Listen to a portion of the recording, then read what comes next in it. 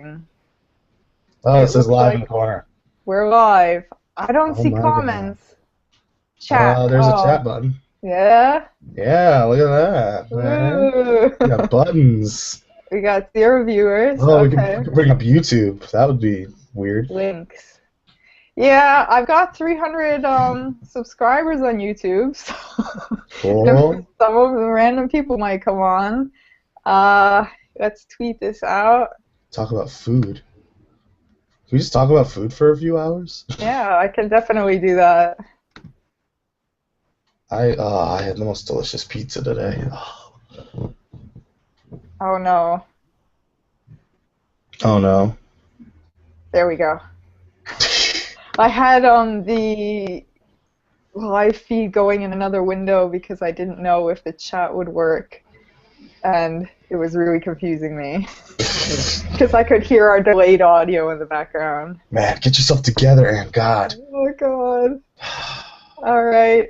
Is anybody here yet? I don't know if we should just like hang around until people come in. I don't want to start talking and Yeah, we're like in the middle of a conversation and nobody is there. That the would be... never-ending conundrum.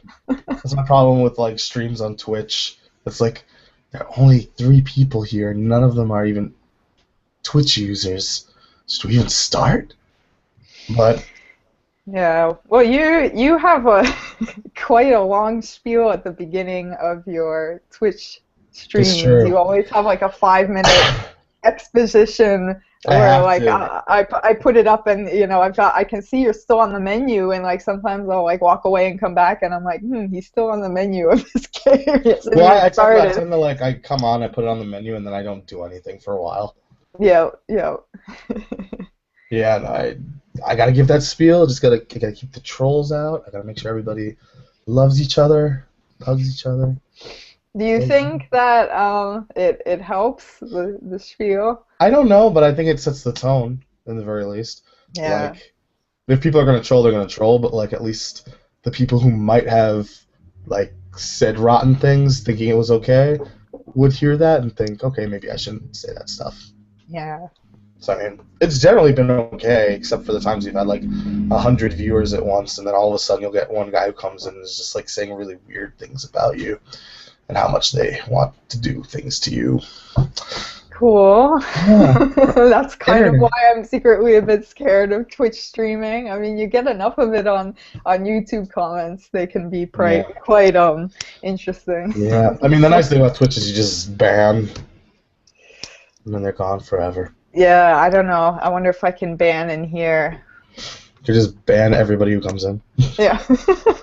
I hate Careful what you everything. say, viewers. Let's I hate see. everyone. I can mute you. Okay, that's useful. I guess I can mute myself. Does that count for something? Okay, well, hello viewers. We've got 4 people watching right now. Nobody in the chat yet, but I guess we can just sort of get started and chat about our holidays.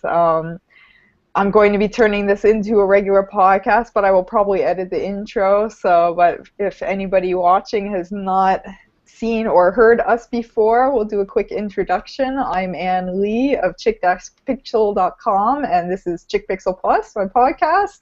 And with me tonight on this fine evening is Elliot Gay. Hey. Hi, I'm Elliot Gay, former writer for Japanator, occasional contributor for Destructoid, and I have my own site now called Doki Doki Kusoge that I'm kind of working on. But yeah, that's me in a nutshell. That's a very good name. How did you come up with that name? Well, I really like Kusoge, and Doki Doki always makes me laugh. I don't know why. Like, just using it in really inappropriate circumstances.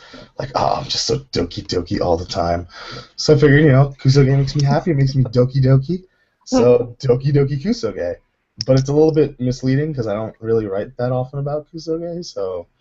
Yeah, whatever. not everything you write about is Kusoge. Some of your games are. Maybe do people get mad? They're like, how could you be writing news about actual good games? Yeah, Those aren't Kusoge. A few times early on when I changed the name, like, there were people on Twitter who were like, that's not a Kusoge, and I'm like, I know, it's It's just the name. It's just a name, guys. Don't get hung up about a name. Yeah, so I think also what I'm going to be doing during break, I kind of waited till I was back in America for this, but I think I'm going to buy a Moe domain to make it even more Oh ironic and no. silly. So it'll be dokidoki.kusoge.moe, which is just so incredibly stupid that I Yep. can't help but find it charming. Like, there's nothing moe about about Kusoge. There's really nothing that Doki Doki about it either. For those of you wondering, Doki Doki is like the Japanese word to describe the beating of your heart when you're excited or in like a really romantic situation. And Kusoge means shit game. So it's like, I'm just so thrilled and romantically excited over shitty games. Is there moe? I don't. Context. I don't have it. Yep. Yep. Well, the moe will add an interesting touch to that. Yeah, I'd like to think it would set the mood for the whole site. I gotta Yep. get a mascot and everything. Oh, yeah, that'll be cool. I don't have a mascot. I'm not that cool. Well, speaking of, you said you're back in the States. You Yeah. just got back Sunday night. So you're Yes. weirdly, maybe slightly jet lagged from flying, what was it, Uh, 25-hour flight or something from like Japan? total, like the flight from Tokyo to Chicago was 12 hours, but I had to take a train from my city to Fukuoka, which was 2 hours, and then Ooh. Fukuoka to Tokyo, which was another 2 hours. And then once I got to Chicago from Tokyo, I had to take another plane to Boston, which was another 2 hours. And then I drove home with my folks for an hour from Boston. And then if you like factor in all the time waiting at airports, about 24 hours of travel, give or take. I hate That's myself pretty much. Yeah, Speaking when I flew back from Brisbane, we went Brisbane to Seoul because we fly Korean Air, and of, that's 10 hours. And then Seoul to New York is, it's supposed to be 14, but I think it took us 12. Then you get another hour flight to Burlington, Vermont. Burlington! Ooh, Vermont is so cool and Burlington's so, the biggest city ever. yeah, huge. I love that city. Do you have a big city near you? Where are you In located again? Rhode I'm actually in Providence, Rhode Island, so I'm in like the Oh, capital of the that's state. like the only city then, right? Yeah, it's pretty big. There's only room for one city in the state, okay? It's pretty big too. I mean, we got like, skyscrapers and stuff, so I mean, it is a city. It's just not a particularly interesting city for someone who's lived here all their life. Hmm. I'll take what I can get. Yeah, I mean, it's nice to be home, right? It's Absolutely. where you grew up, right? So you're, Yes. yeah, yeah, me too. I mean, I didn't grow up where, well, I spent 10 years here, but we used to live out in the middle of nowhere, Vermont, not near Burlington. Mhm. So I guess, a country girl at heart. But these days, always lived around cities. Either when I was in Japan was Osaka, and Brisbane is a pretty big city. You're still in Yeah. the middle of nowhere in Japan, though.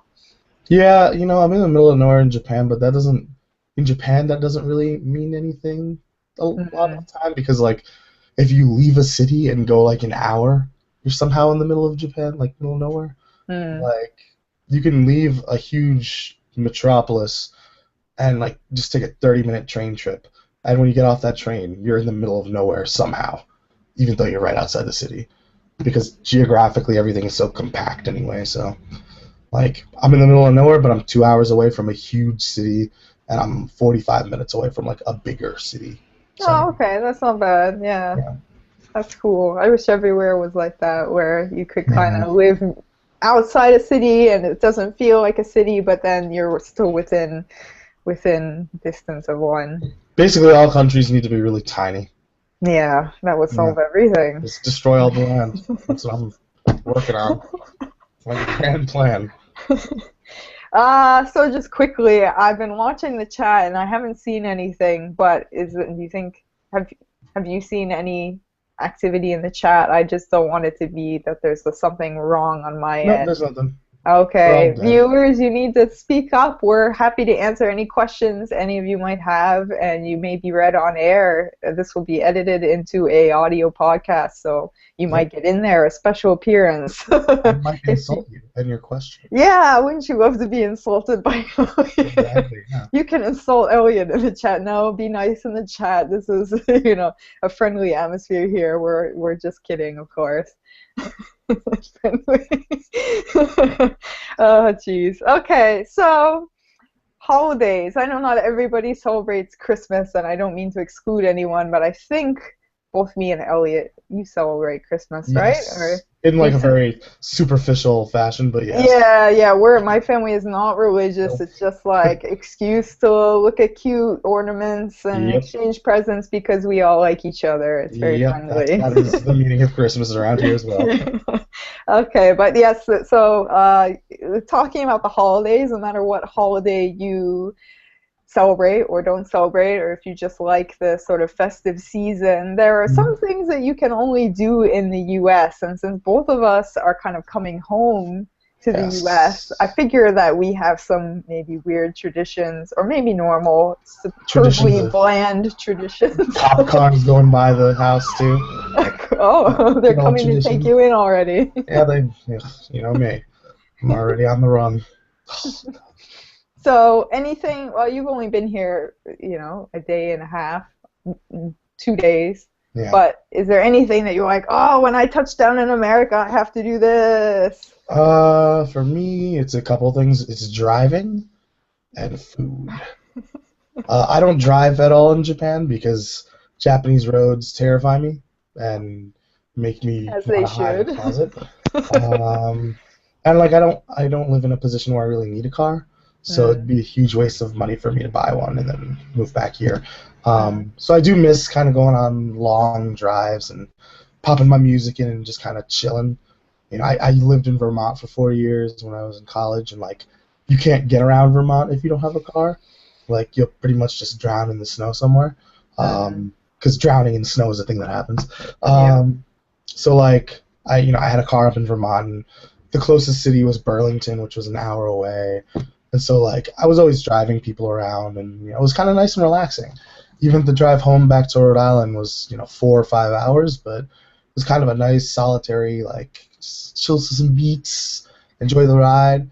But like I don't do much driving anymore because I live in a country that doesn't need it. So like when I come home, I always tell my folks like if we're going anywhere, like I'll drive, like just give me the car, I'll do it. So like I turn into the chauffeur when I come home. It's kind Wow, of, your parents aren't nervous that you've lost your touch? I mean, they're nervous for the first 30 minutes I get into the driver's seat. Like yesterday, I went out with my mom to do some shopping, and she's like, "Oh, you want to drive?" And I was like, "Okay, sure, but just warning you, the first 30 minutes are gonna be shaky. I don't remember where anything is or how to drive." And so like, I'm about to get on the highway and like just driving over huge holes and not being in the right lane and like putting on the brakes a little bit too fast. But then like, just after a little while, like as soon as I'm on the highway and it's a life or death situation, then it kind of evens out. But yeah, I was So driving today. only one life or death situation Well, I before mean, you're smooth sailing. more like a consistent life or death situation, right? Because that's kind Uh, of like the highway in a nutshell. yeah. Especially during the holidays when like everybody's like probably drunk driving. So Hmm. yeah, I mean like I missed that and I missed the food. The food is always the big thing. Yep. Like, and for me that's American pizza and American Chinese food are the two big things, other than like mom food. Mom But food. yeah, but like those are kind of the two big things that I'm always like I need this right now. So they don't do classic crappy American Chinese food in Japan. It's more, do you think it's more authentic Chinese? I mean, they have like chahan and I gyoza, mean, which is sort of Japanese Chinese food. I think it's as authentic as American Chinese food is. So basically, not very authentic at all. Like, it's Japanese Chinese food. Yeah, yeah. Like, But it's different in terms of the yes, style. American Chinese food is its own special thing. yes, it is very much so its own special thing. Like, I had a friend who lived in China for a few years, and like he tells us like Japanese Chinese food resembles nothing that he has ever eaten in China. You Hmm. know, he describes what he's eating, and you're just like, oh, okay, that's it. I didn't know you could eat that. But like, yeah, it's completely different, and the taste is different. And I like Japanese Chinese food, but like American Chinese food has a special place in my heart. Yeah, it's special place. It's I truly haven't had special. any yet. I haven't had any pizza yet either. I don't. We get good enough pizza in It's Australia that I don't true. really feel pizza is super high on the list for me. I'm a classy lady and I like American lobsters. Fair. So that's something we always have in my family when I'm visiting. And of course the turkey. They do have Yeah. turkey in Australia, but not as good. We And have to I am order a certainly turkey. not good at cooking it. The main issue. Yeah, you have to order in Australia too if you want like a full one, but most of the grocery Yeah. stores will give you parts. Like you can get one breast or like one drumstick or something. Yeah, it's sad. That's better than we have. We don't even have that. Nah, Japan People doesn't. don't even know what turkey is. Everybody eats Like, KFC on Christmas in Japan. dude, they look at me like I'm crazy when I show them pictures of like Christmas dinner. And they're just like, what? How Yeah. come you're not eating KFC? And I'm like, A, no. And B, nothing is open on Christmas anyway. Like, yeah. Well, I was hearing that the reason that KFC and fried chicken are so synonymous with Christmas in Japan was actually a marketing campaign on behalf of KFC that they really pushed it at one point. hmm I don't know, it was because they were trying to get a foothold in the Japanese market, and so they decided like that's how they were going to sell it or something. But I think that's so interesting how like Yeah. it becomes a cultural phenomenon, but it really originated as a marketing I thing. mean, I would not doubt that in the least that is exactly how it came about.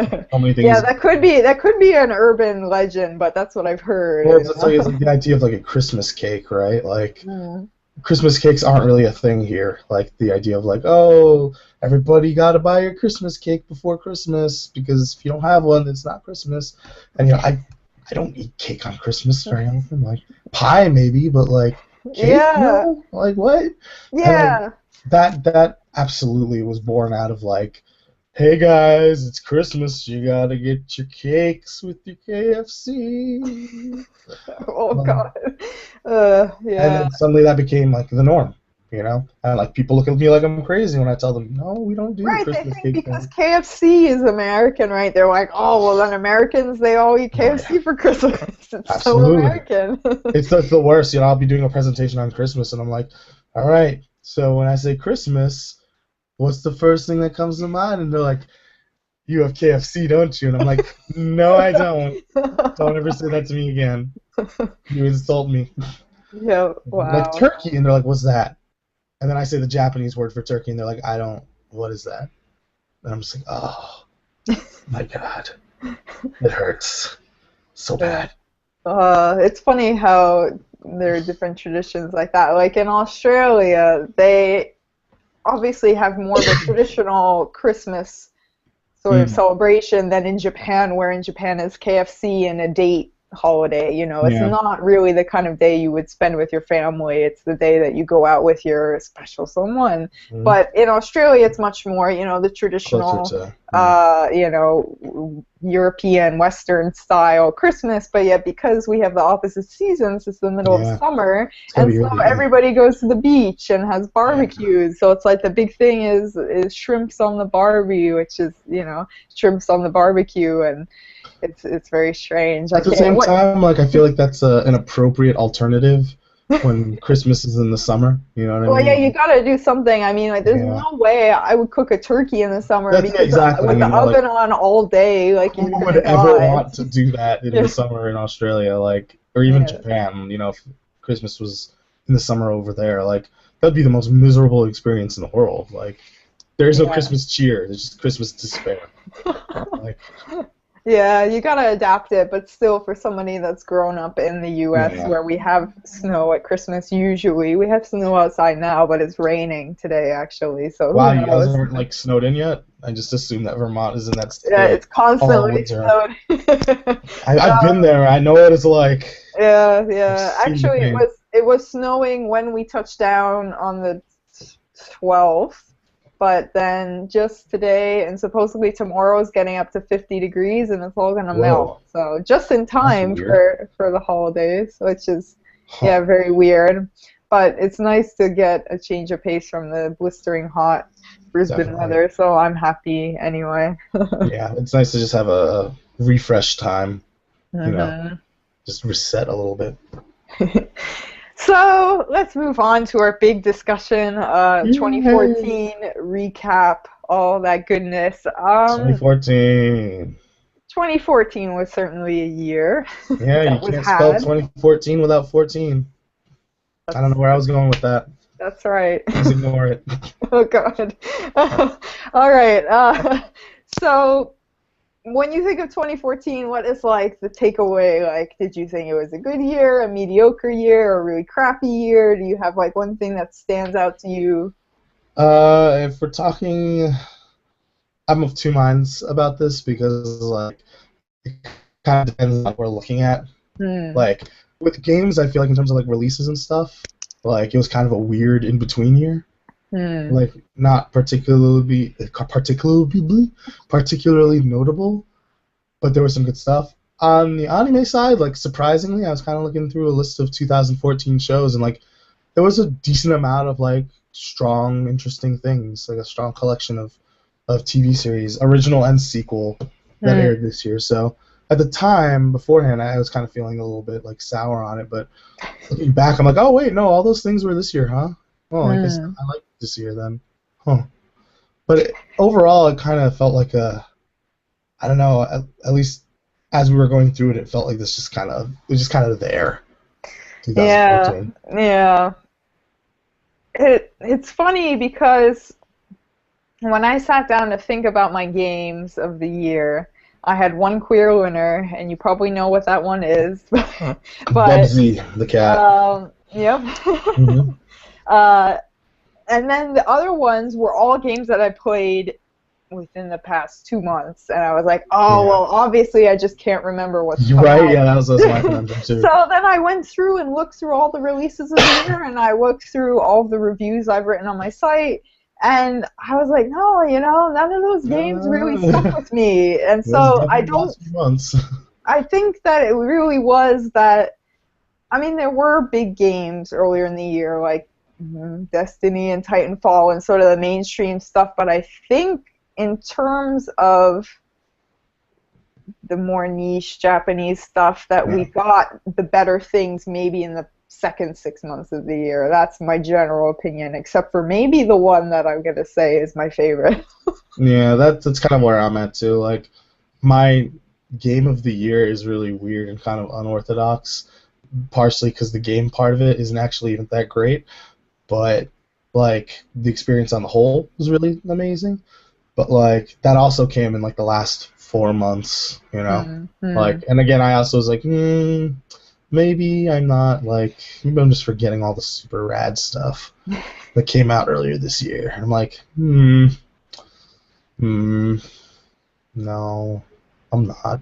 Yeah, yeah. I think with anime, at least from my perspective, that maybe it was more generally steady, that we had Yeah, maybe one or two really good shows each season, yeah, exactly. and not, a certain time of the year that was particularly busy. Though Yeah, I it was found more when I spread was out. looking back at what I remembered, I couldn't remember what came out this year and what came out last year, and I kept being Yeah, like, "Oh yeah, that one was good," and then I look it up and I was like, "Oh, that was 2013." yeah, yeah. Yeah. I had to look at the list and like I kind of felt bad too because there's still a handful of like really like well received shows that I just have not had the chance to watch. Yeah, And like yeah. and like I've heard nothing but like amazing things about them, but like I just never had the time to hit them. So I'm kind of like, okay, well I have a pretty solid list of things that I enjoyed, but there's even more that I still haven't even gotten the chance to try that's supposedly high quality. So I mean, that's a positive if anything else. Whereas with games, I feel like I'm kind of like, okay, yep, we're done then. Yeah, yeah. Cool. Yeah. All right. Well, do you want to just start off by swapping? you know, one item from our list, and we'll go back and forth and chat about them and see if Sure. we have some same There'll probably be titles or some not. crossover, yeah. Yeah. I'll let you go first since you're the guest. All right, I'll go with games. One that I was kind of surprised to put on the list, but then I kind of remembered how much I was playing and how much I enjoyed it. I really liked Project Diva F Second, Ah, yeah. specifically the Vita version. And the reason for that is I thought the Vita version of Project Diva F was like kind of weak. Um, Not in terms of the core gameplay. I thought the core gameplay was fine, but there were like some really odd omissions from the first game. Like they forced you to scratch the screen to do Hmm. notes. Like you couldn't use the sticks or anything like that. Like the resolution of the game too, it was not native resolution, and so like a lot of the visuals looked like they had like a layer of gel over them. You know, like it's kind of blurry and weird and not particularly sharp. Um, I wasn't super fond of like the music list either in the first game, but the second game, I'm really fond of the track list. I like that you can use the sticks instead Hmm. of the touchscreen now, and the resolution got bumped up too, so everything just looks better. And like the UI too has been improved a lot. And I Hmm. just really like rhythm games, and I thought it was a damn solid rhythm game, especially portably. Though I know a lot of people really dig it on the PS3 as well, but Yeah, yeah, for sure. I will say, interrupt you now to say that I had that, but I couldn't decide between Project Diva F and F Second because ooh, unlike you, I like the track list of F better. oh, interesting. Yeah, It's on. it's yeah, it's just a personal thing, you know, but I Yeah. found that more songs that I really dug were in the first game. Mm, But I agree with everything you said that the tweaking of the second game is just so much better optimized for the Vita, and it I is, do yeah. prefer playing it on the Vita. So Project Diva F, the original, first came out on PS3 in the US in 2013, and I bought it and played it right Yeah. day one because I really wanted to support it. And at the time, Sega was saying that they might bring out the Vita version if the PS3 version Oh did yeah, yeah, well. that's right. It was a And PS3 then only release. Of yeah, and course. then the Vita version came out this year, so technically I could put Project Diva F Vita version as Clever. game of the year because it came out early this Clever. year. Yes, I looked deeply into this as I was thinking Loopholes. about my choices. Yes, Mm, loopholes are very important in this deliberation process. it's true. So I couldn't, maybe it would be hard to pick because in the end, I do kind of value the songs more than Mm, the optimization, but I think the second game just feels so much better. yeah. It just looks better, and it feels like they really.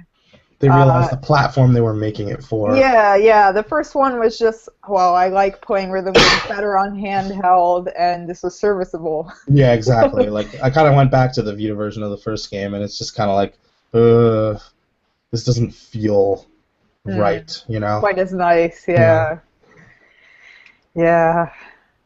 All But right. I really dug it. The one thing I really liked about it, I felt there was a little bit more variation in terms of the other Vocaloids, like Hmm. in terms of tracks. So there's a little bit more from the others as well, which was nice. But yeah, I really dug that game. Yeah, it's a shame because it's so Miku heavy, isn't it? It's I always always going to be think, pretty Miku heavy, yeah. yeah, yeah. I mean, she's the popular one, but it's always like, oh, I just wish they could put a little bit more different kind of stuff. And then, Vocaloid music in general, there's so much stuff out there. Yeah, There's no way that they can appease everyone, so they have to pick the popular tracks, or of they course they're gotta, going to be smart and pick the popular tracks, because yeah. those are the ones that the most people like. But I find that I'm like, oh, if they could put in that one song I really like, Yeah. that'd be so cool, and I they're imagine probably never going a lot to. of how they pick the tracks too is based on the popularity of the arcade tracks, like what Oh yeah. songs are popular in arcade. Hmm. So like these are the ones that arcade players would want to have on the go. So let's bring those over because I notice like a lot of those are like the really big ones that I see when I go to local arcades and I see people playing like Project Diva. It's always similar songs that match up. So Oh, okay, that makes sense. they use that data. Yep. All right. Well, hmm. Hit me. I had a problem when I Uh was going through the games I really liked. I only had about three.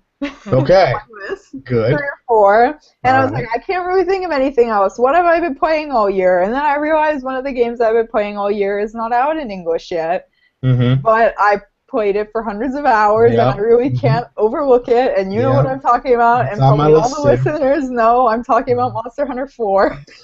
Interesting. I was talking about baby time on the 3DS, but that's fine. Keep going. Oh, yeah, well, no, let's keep going. Awkward. Okay. That is a little awkward, but I'm just gonna roll with it. Yes. um, yeah, Monster Hunter 4 obviously has been a big hit this year, and I Yep. feel bad for all the listeners that haven't played it. Oh But well. you will get to play it next year, but I can't not say that's not one of my favorite games of the year for sure. And Just by hours alone, it kind of wins yeah, its spot. yeah, it was like the one that pulled me into Monster Hunter, and we've played tons online. Yep. Still playing here in the U.S. on vacation with my husband, local multiplayer. We still go online on occasion. Hmm. It's just become an all-encompassing It's true. obsession. Yeah, that game, it like puts its claws into you and it never lets go. Like I'm really glad I got it digitally because like it's definitely a game where it comes in waves for me. Like Mm, I'll go like a month without playing, and then one mm. day I'll be like, all right, time to go back to Monster Hunter 4 again.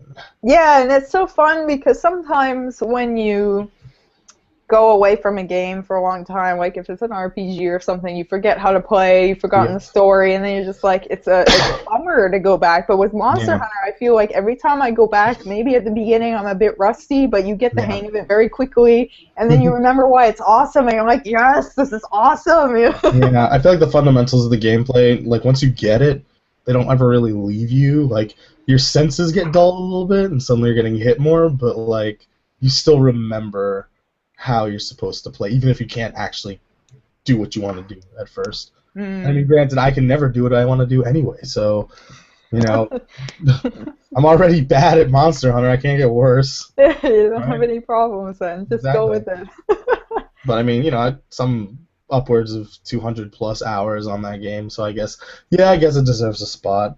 Yeah, begrudgingly, we'll put it on Yeah, there. super So, tsundere for Monster Hunter. we're going to be doing, hopefully, a Monster Hunter themed podcast with our friends Hmm. from good old Team Derp, which we affectionately call our Yeah. teammates that often It's- play co-op together yeah. because we're kind of a mess. Yep. But quickly, if you had to, it's really hard to say. I mean, I guess people choose like if they like Monster Hunter Tri or Mm. 3G better. And I was trying to think like, is there really a way to say whether 4 or 4G is better? And to me, like objectively, I would think 4G is just more. I don't Yeah, see just that more. It's better it doesn't. balance generally, I think. Yeah, it's generally a better game, but for me personally, because I started with 4 and I put all of my time into that, maybe if I had to come down to it, I would say that was my Mm. preferred one, just because that's where the memories are. I don't know, but I mean, really, Yeah, I mean, unlike Tri and 3G, where there's a huge difference in the yeah, I felt like that even was the way the actually like a content is presented. Like yeah, 4G really feels more like a not like a DLC, but sort of like an expansion, I guess. yeah. It definitely like between Try and Try G, like I felt like there was kind of, especially because of how much time between them there was.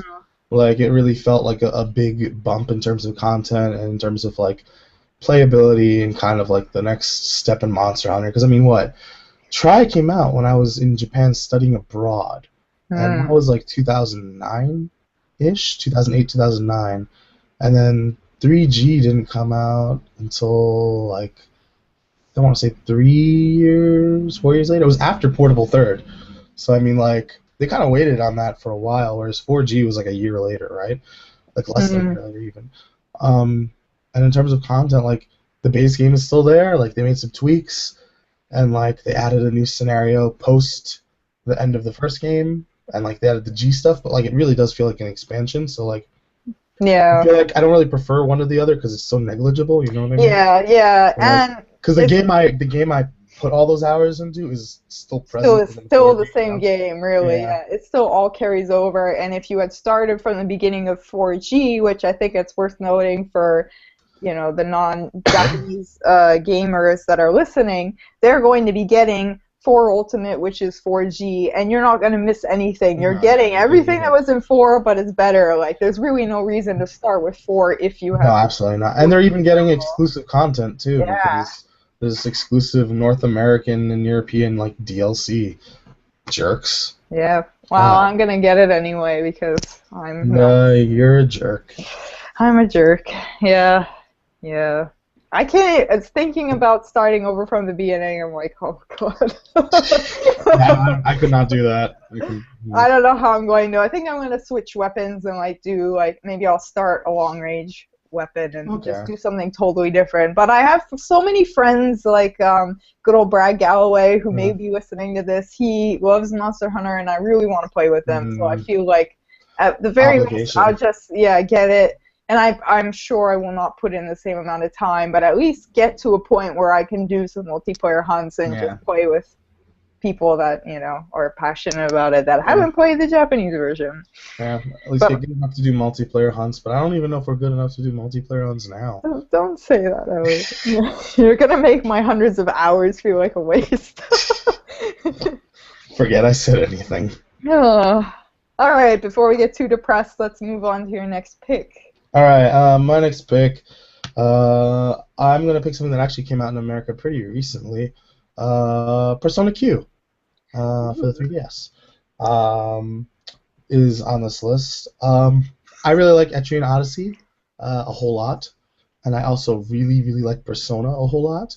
And surprise, they go together really well, which shouldn't be that startling to people who maybe are more familiar with the Persona series and its origins as a first-person dungeon crawler. The first game, Persona for the PS1, was a first-person dungeon crawl. So in some ways, this is kind of a return to form for the series. Shin Megami Tensei, like a lot of the early games, were first-person dungeon crawls.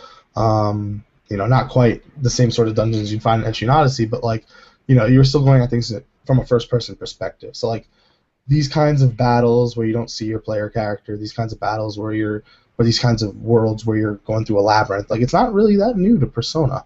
So it doesn't come as much as a surprise that they work really well together. This is very much so a fan service game. I don't think anyone would try to argue that they're trying to tell a deep, rewarding story for these characters, because at the end of the day, it's like a weird crossover between two games that take place at two different times and are brought together through some weird time antics.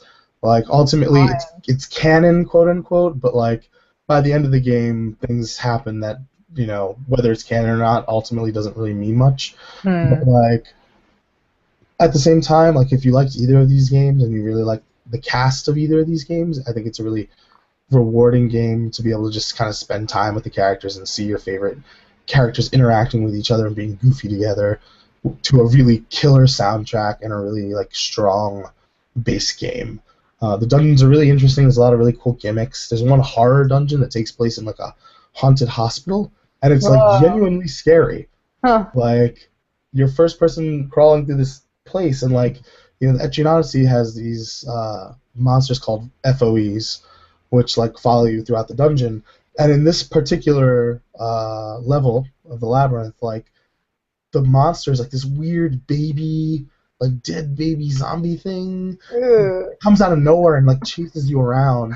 And then there's there's a weird ghost monster that comes up from the ground and pops up in front of you without you knowing. So you'll move forward and it'll just appear. And it's really creepy. I was genuinely jumping when I was playing this, which is nice. It's kind of a cool twist on what I assume would just be a very cut and dry Etrian Odyssey style game. So they do some neat things there. The battle system is really strong. It's a really good package, and even just as a value buy, it's really good because it's 80 hours long. It's a huge game with a whole lot of love poured into it. It starts a little bit slow, like most Persona games do. It's very wordy at the beginning. But if you're sort of into the Persona series, that's kind of part of its charm. Persona 4 you play 2.5 to 3 hours of that game before you ever get the ability to move around like town. Yep, I was just gonna say, because I literally just got the ability to move around town Like playing it. Like you're reading the dialogue, listening to the conversations, maybe making a choice here and there, and then finally you go to school, and even then you're still no freedom yet. Like it's not until you get your persona ability like proper that the game even lets you do anything. But at the same time, they can kind of afford that because it's like 80 hours long. Yeah. So, like ultimately, like 3 hours of setup means nothing in the face of an 80-hour game, and like it pays off in the end. And Persona Q is very similar in that way, in that it's kind of setting up the whole scenario, and like depending on what team you pick at first, like you're going to be spending more time with them at the very beginning anyway. So I mean, if you like Persona 3 or Persona 4, it's kind of a must-buy as far as I'm concerned. If you like both, it's absolutely a buy.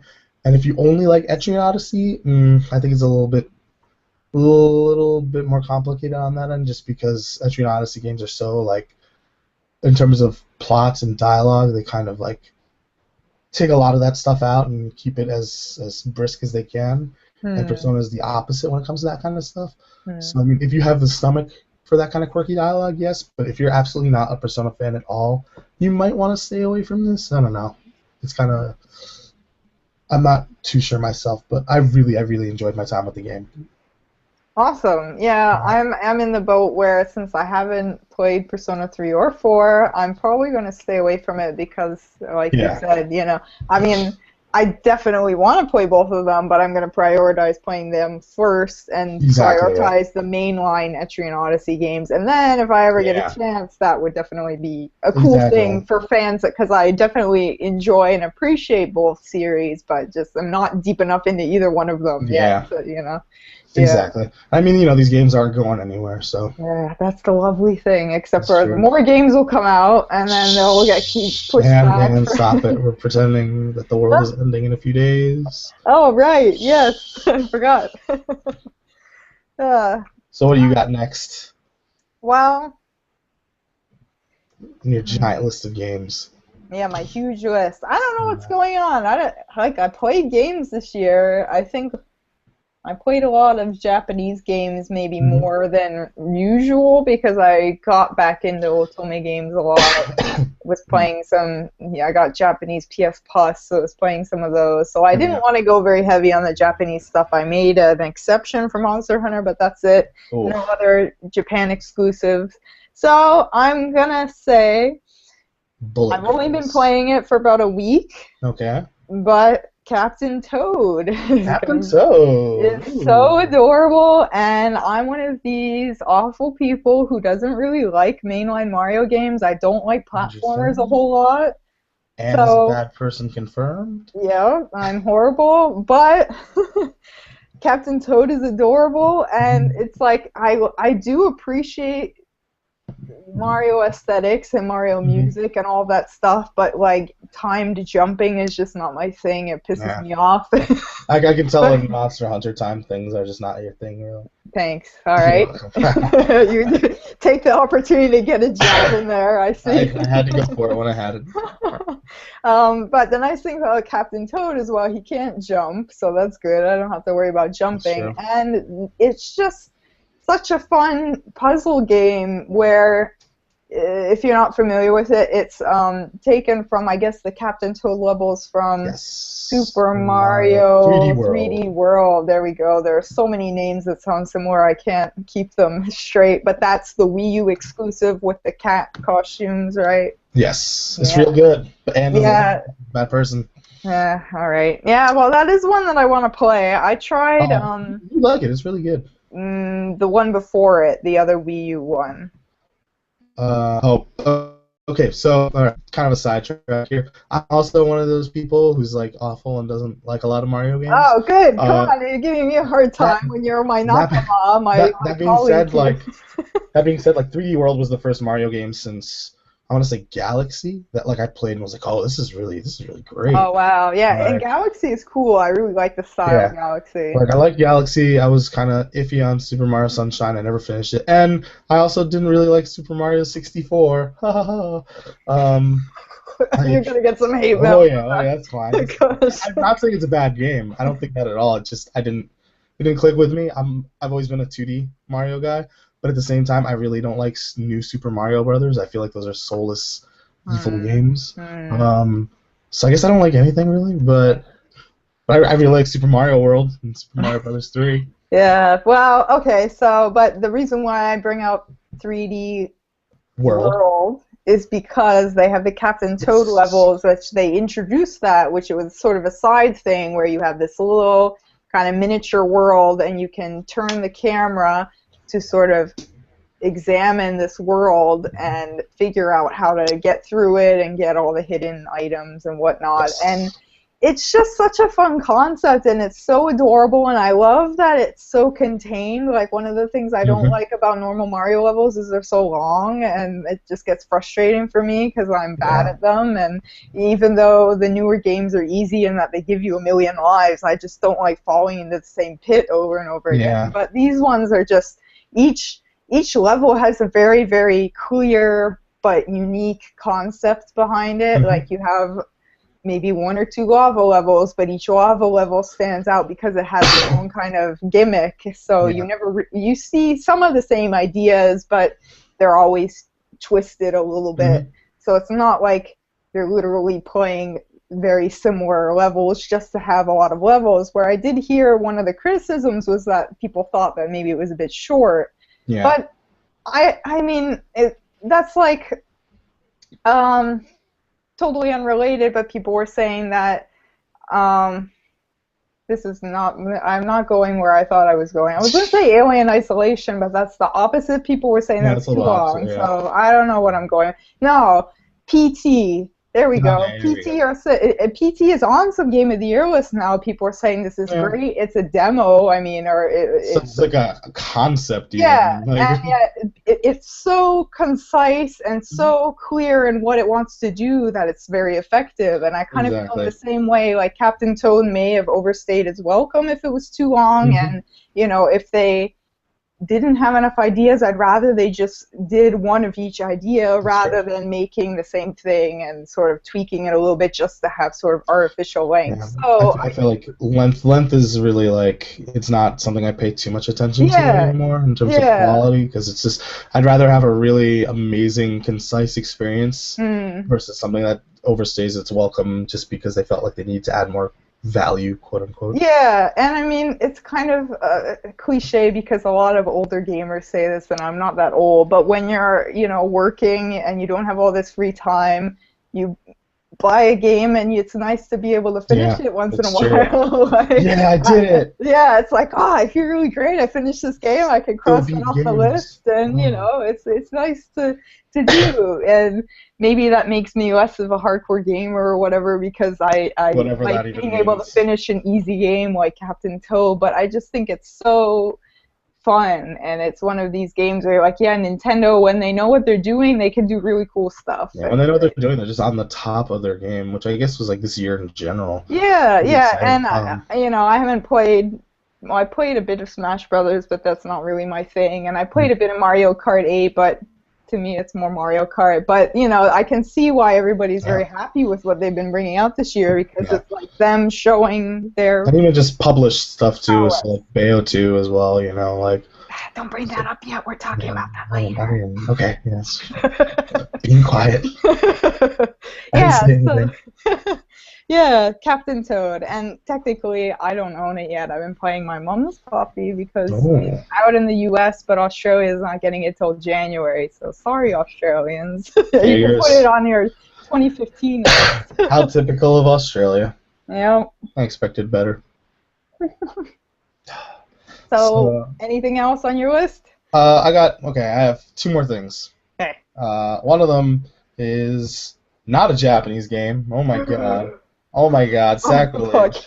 Oh man, it is not Destiny. No, it's not. I own that game, but it's not that. Alien Isolation. Oh. So I'm gonna be brief about this because it's not Japanese, and it's just I feel dirty talking about it. Okay, you're allowed to talk about it. Oh god, I'm a huge Alien fan, Alien and Aliens, but especially Alien. I grew up in a a very strange household in which like R-rated movies and stuff were totally okay to watch with family because they would talk me through like the special effects and like how things are done and like the movie magic. So like for me, it was always fascinating to watch like sci-fi and horror movies because my mom and dad would be explaining, well, here's where they have like the blood packets and they cut to like hide the fact that like that's not actually a knife, it's like a rubber like prop, etc., etc. So like that stuff never scared me really, but I was always fascinated with it. So I saw Alien when I was pretty young, and I loved it. I thought the monster design was so cool.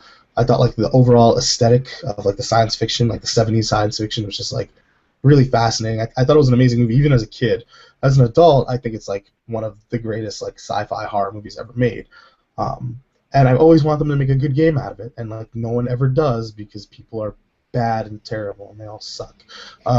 But this game, Alien Isolation, is like everything I ever wanted, like out of a game from this franchise. They stripped most of your combat options away. You can't kill the alien. You can drive it off for a few seconds, but you can't kill it.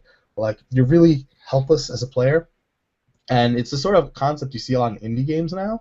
Like indie horror games or even like the 2D RPG Maker ones, right? Where like you don't have anything to fight back. When you play Ao Oni, you're just running away from a big blue like raisin guy. But like this is a AAA, a AAA release, console release that does the same thing. It has the guts to do the same thing, to rip that power out of your hands and say like, okay, well no, you're gonna sneak around everything and you're gonna run for your damn life because we're not gonna put, an alien hunting gun in your hand. That's not what this is about. And I'm at the end of the game right now. I've been streaming it with my friend Phil on Fridays, and we had to go on pause with break, but we're pretty much at the end. And like there's a lot of complaint. Like I've heard complaints of it overstaying its welcome, but at the same time, like maybe it's because of the rate I've been playing it. I haven't just been sitting there and playing 10 hours at a time, but it feels really well paced, and like I feel like it hasn't overstayed its welcome. Like it's been nice chunks of like tension, I guess. I've been digging the hell out of it, and so I'm kind of surprised it made the list. But like, I don't play a ton of Western games because a lot of AAA stuff doesn't really do it for me. Like Ubisoft games like Assassin's Creed literally do less than nothing for me. I bought Destiny with the help of a friend because I thought it kind of looked like Phantasy Star Online, and like I ended up not being too crazy about that either. Like those sort of big releases don't do a whole lot for me, but this has been really like a super rewarding experience. Awesome. Yeah, that's one that I have not played, but I can definitely see the appeal and the appreciation for the Alien franchise. The movies are very cool. I did play a bit of the one for the DS by Way Forward with the name that I can't remember, but that was cool. Infestation, I think? Yeah, I knew it started with I. Why is it that everything in Aliens with the subtitle starts with I?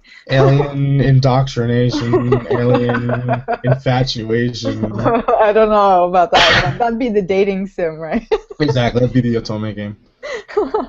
Yeah, but that was cool, and I definitely would like to go back to that one. But everyone forgets about that game, even me, and I really loved it. Yeah, I think a lot of the people that do remember it sort of point to that as being one of the only good Alien games. Especially in the time of Alien Colonial Marines and that whole fiasco. Yeah, that was...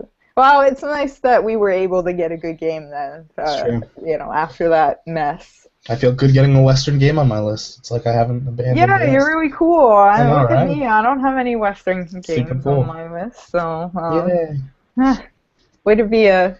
I'm a trail setter, blazer, hipster. Words, English, first language.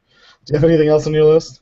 Yes, I do. I'm saving the best for last because that one was, like, from the beginning I knew what was going to be my number one. But I'm cheating a little bit because I have not played through the whole game. That's fine. I only just got a Wii U at the end of November, and then, of course, I came here a couple weeks later, so I didn't have a lot of time. But I picked up a copy of Bayonetta 2 because I said, you know what, if there's one game that I know before even playing it that I'm going to love it, it's Bayonetta 2. And I'd heard all of the great praise from everybody saying it was just as good, if not better, than the first one, and I thought, well, it definitely is going to be awesome. So I got it. put in a couple hours, and I can safely say that it It is is awesome. amazing. And Yeah. unless something really horrible happens in the second half of the game, I'm sure it is worthy of being Oh one of my man. favorite games of the year. And I can't wait to get back and play more of it. I'm so excited. Like that franchise is so ridiculous and crazy and over the top. Like I really adore the first and the third Devil May Cry games. Like, and Mm. the first game was the game that created like the character action genre. You know, Yeah, yeah. that genre did not exist. The stylish action, or however you want to call it, but like, man, those Bayonetta is just like such a crazy concept that like sounds so stupid on paper. Like the whole hair thing, the hair gimmick, you're just like, what even, huh? Yeah. Like that sounds like it should be more gross than anything else, but like it's so cool. Like it's so imaginative. Like the visual design of that game too. Like I feel like not enough people talk about like the enemy design and how Mm. like weird and creepy and totally radical like the angels and the demons are. You know, like Mm. just you're always seeing something like super new and unsettling every few minutes. Like I'm really happy that the second game got like Yeah. so much in the way of accolades. Like I feel like the first Bayonetta got overlooked for a few reasons, but like it's nice to see Bayonetta 2 getting a lot of what it deserves and rightfully Mm. so. Yeah, yeah, I definitely am a big fan of Devil May Cry, though I've always been very bad at character action games Yeah, because I just not very good at the combo thing, but I yeah, find that I really like Bayonetta's emphasis on dodging. Like if there's one thing I yeah. can focus on, it's like when I dodge well, I'm like, yes. And like I don't Mm, and then I can just mash buttons and I feel good about it. And then like it goes that you go into witch time, everything's slower, and then it speeds up again, and rather yeah, than like freaking out about doing really good combos, which is what I would tend to do in Devil May Cry, I can yeah. just be like, okay, I'm just gonna focus and wait till they attack, and then I'll dodge, Just and look then for I'll my get the witch opening. time in, and it just feels like it's though it definitely takes the skill to be good at it and to Mhm. get the good scores, that maybe it's a bit better of an action game for people who aren't really as good Oh, at action absolutely. games, because you can do that, and Hmm. it's a lot easier, where Devil May Cry doesn't have that sort of No, yeah. mechanic. Devil May Cry is definitely a lot more punishing in that sense, I think. Hmm. But I also think Bayonetta 2 is an exception to the rule in that like it's so well designed around being gratifying for players who aren't good at these types of games, but Hmm. also having all the systems in place to be like the technical, crazy games that the super skilled players are looking for. You know what I mean? Because in a Hmm. lot of ways, these games are kind of like their combo systems are very much so similar to fighting games and such. Where like in a good fighting game, arguably, like you can mash buttons and things will look cool and you'll feel good about it. But also on the opposite end, the quote unquote pros can do the crazy, 23 hit combos and have that system there for them as well. And so Hmm. like it just takes really strong game design for that to work. And I think Bayonetta 2 is really like top of the class in that respect. And like it's kind of funny to me, like, and also I'm sure I'll get some hate for this as well. Maybe I don't think your listeners are those types of listeners anyway, but like like a game like God of War 3, like I'm not like those are character action games technically, but like I don't think they even hold anything to a Bayonetta or a Devil May Cry, like in terms of technicality or like even scale. Like I'd argue Hmm. like Bayonetta 2's scale is just more interesting and crazy than something like God of War. But that's also personal preference. But I think from a game design perspective too, like Bayonetta 2 is just blows everything else away. Hmm. Hmm. Like Platinum really is just like top of their class with that stuff. I don't know how they do it. I wish they would make a game that was successful. But Yeah. as long as they can still make games, I guess I'm okay with flops. Yeah, no, it makes you worried. You're like, come on, just get a breakthrough hit so you can Yeah. keep making more of these. Yeah.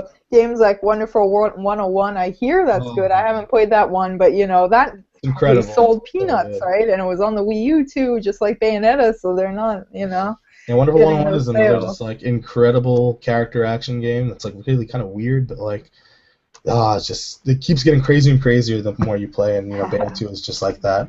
I'll have to pick it up, I Like those think. are two great like Nintendo Wii third party exclusives like Hmm. that everybody should own.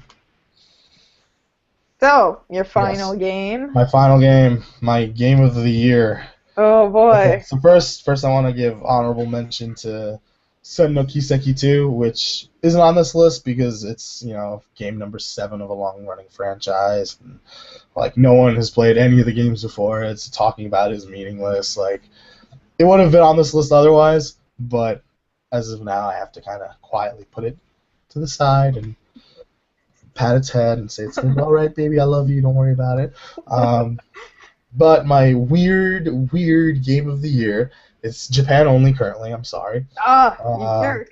I live in Japan, what You're can I teasing do? everyone. But it's a franchise everybody's familiar with, so it's okay. Uh, I'm sure I'll get some boos for this too. Uh, is gonna be Zettai Zetsubo Shoujo Danganronpa, another episode.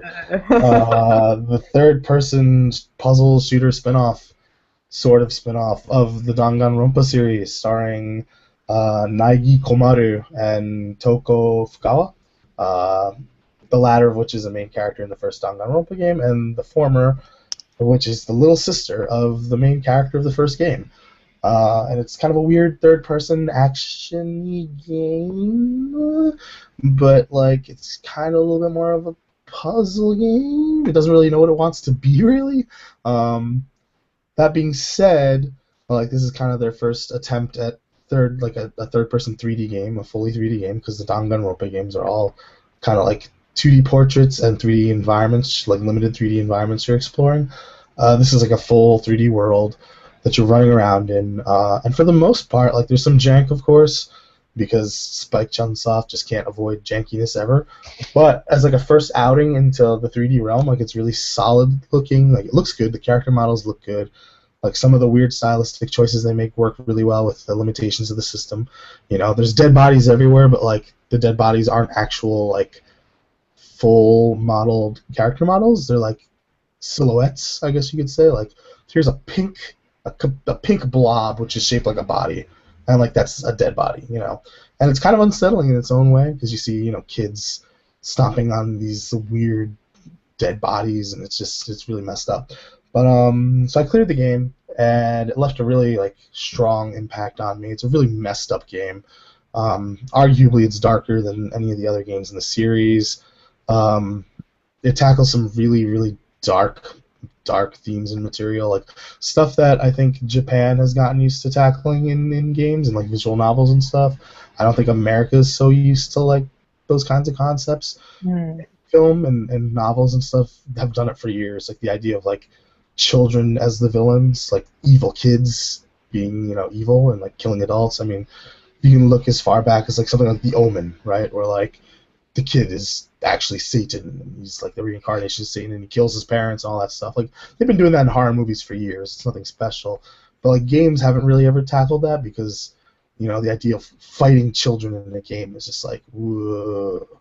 But at the same time, like another episode kind of dodges this bullet in some interesting ways because you're never actually shooting at kids. You're fighting kids. You're fighting the missions that they control, the Monokuma units that they control. But on the flip side of that, like you're seeing the kids kill adults. Like you'll see kids killing their parents, or like you'll read notes where like it's a father writing a letter to his daughter who turned on him and his wife, and she murdered her mother and then like crippled her father and ran off, and like just these really depressing notes, but like it all fits in the universe because it's Danganronpa. But I think in general the game tackles those themes and the content in fairly mature, interesting way. But I think ultimately when you're tackling content like this, like it's never going to necessarily please everybody because it's the sort of things thematically that people aren't used to regardless. Yeah, it's naturally that content Yeah, is kind of going to be controversial no matter exactly. what. Like no matter how well they pull it off, it's always going to be controversial because no one ever wants to open that box, that Pandora's box. That being said, I think there are a lot of really good conversations to be had from this game. I think it's really well written. It's really interesting. There's a really strong pair of female main characters who by the end have like a really cool connection with each other.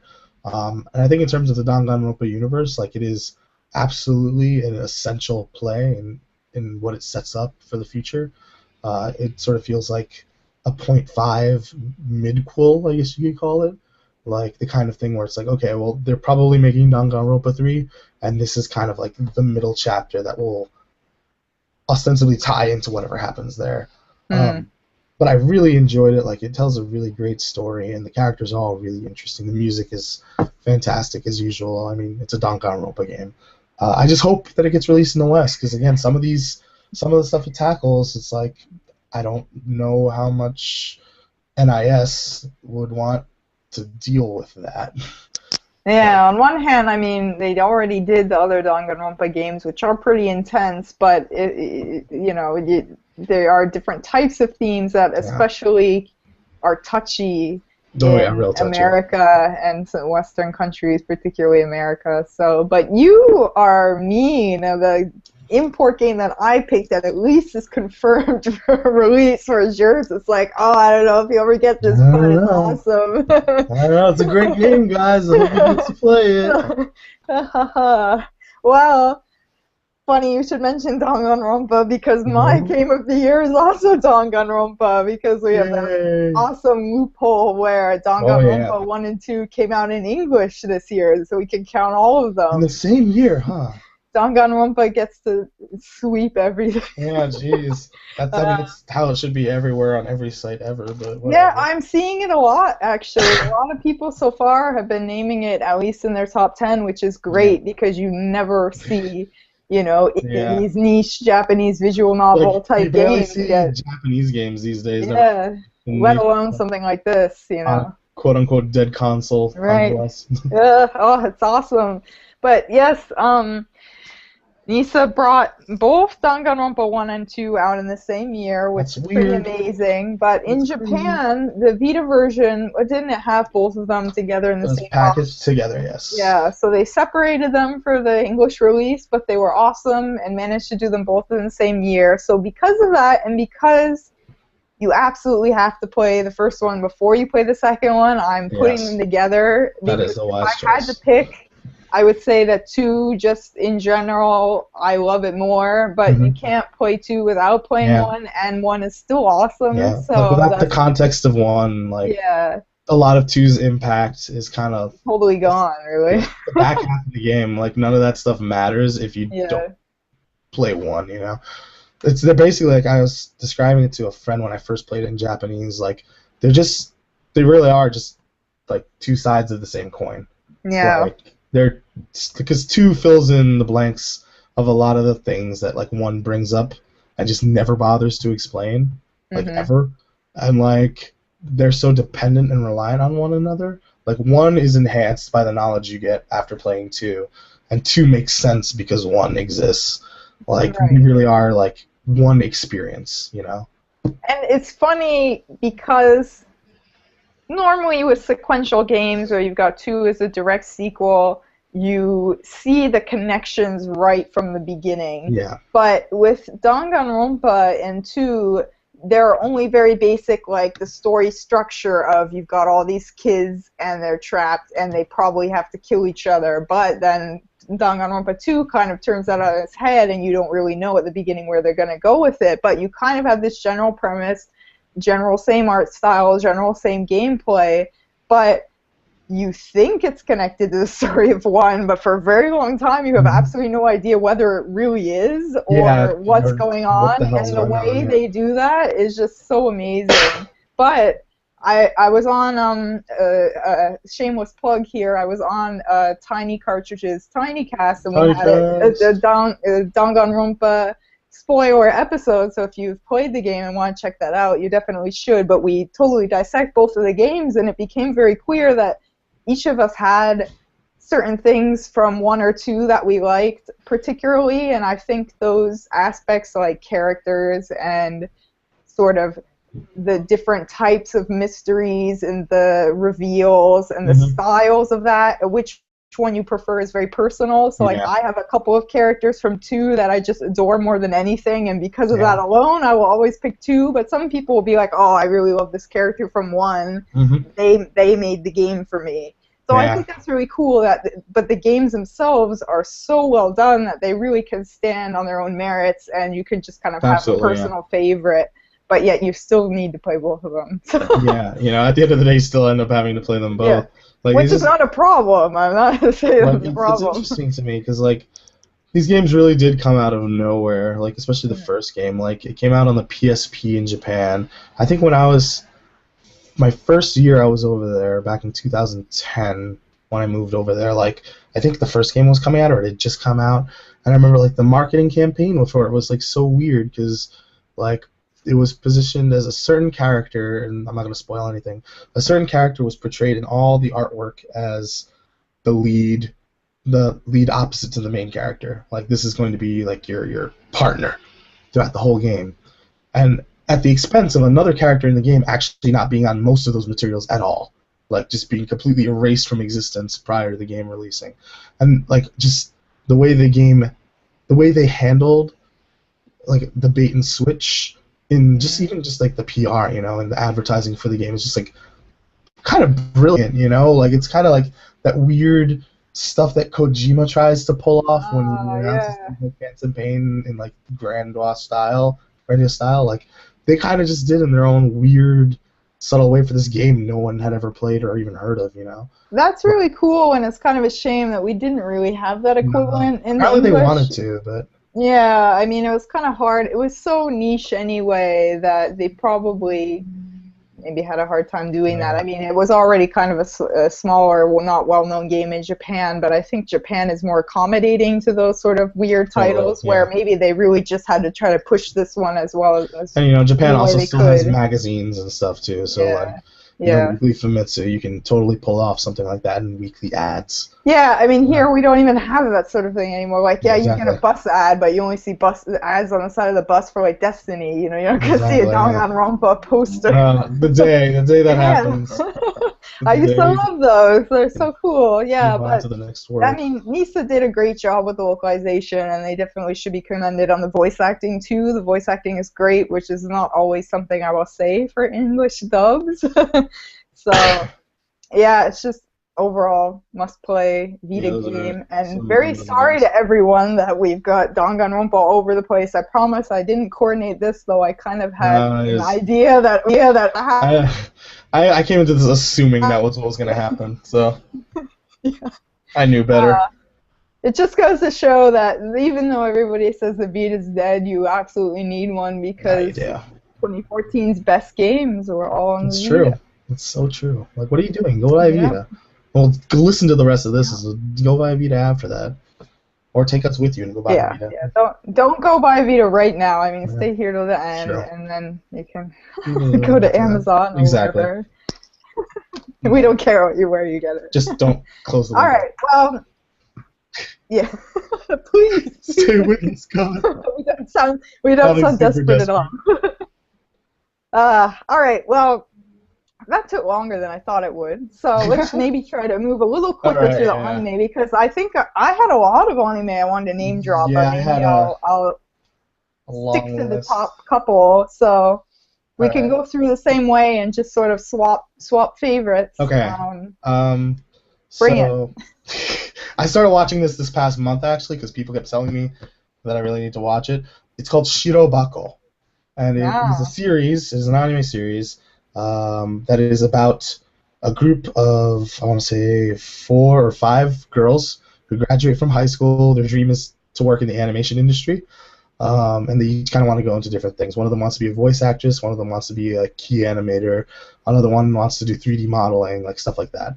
And then they graduate from high school, they go into college, they graduate from college, and then like a bunch of them start working in the animation industry. And basically it's just a show of working in anime and how horrible and terrible and stressful and low paid and like joyless the process is, I guess.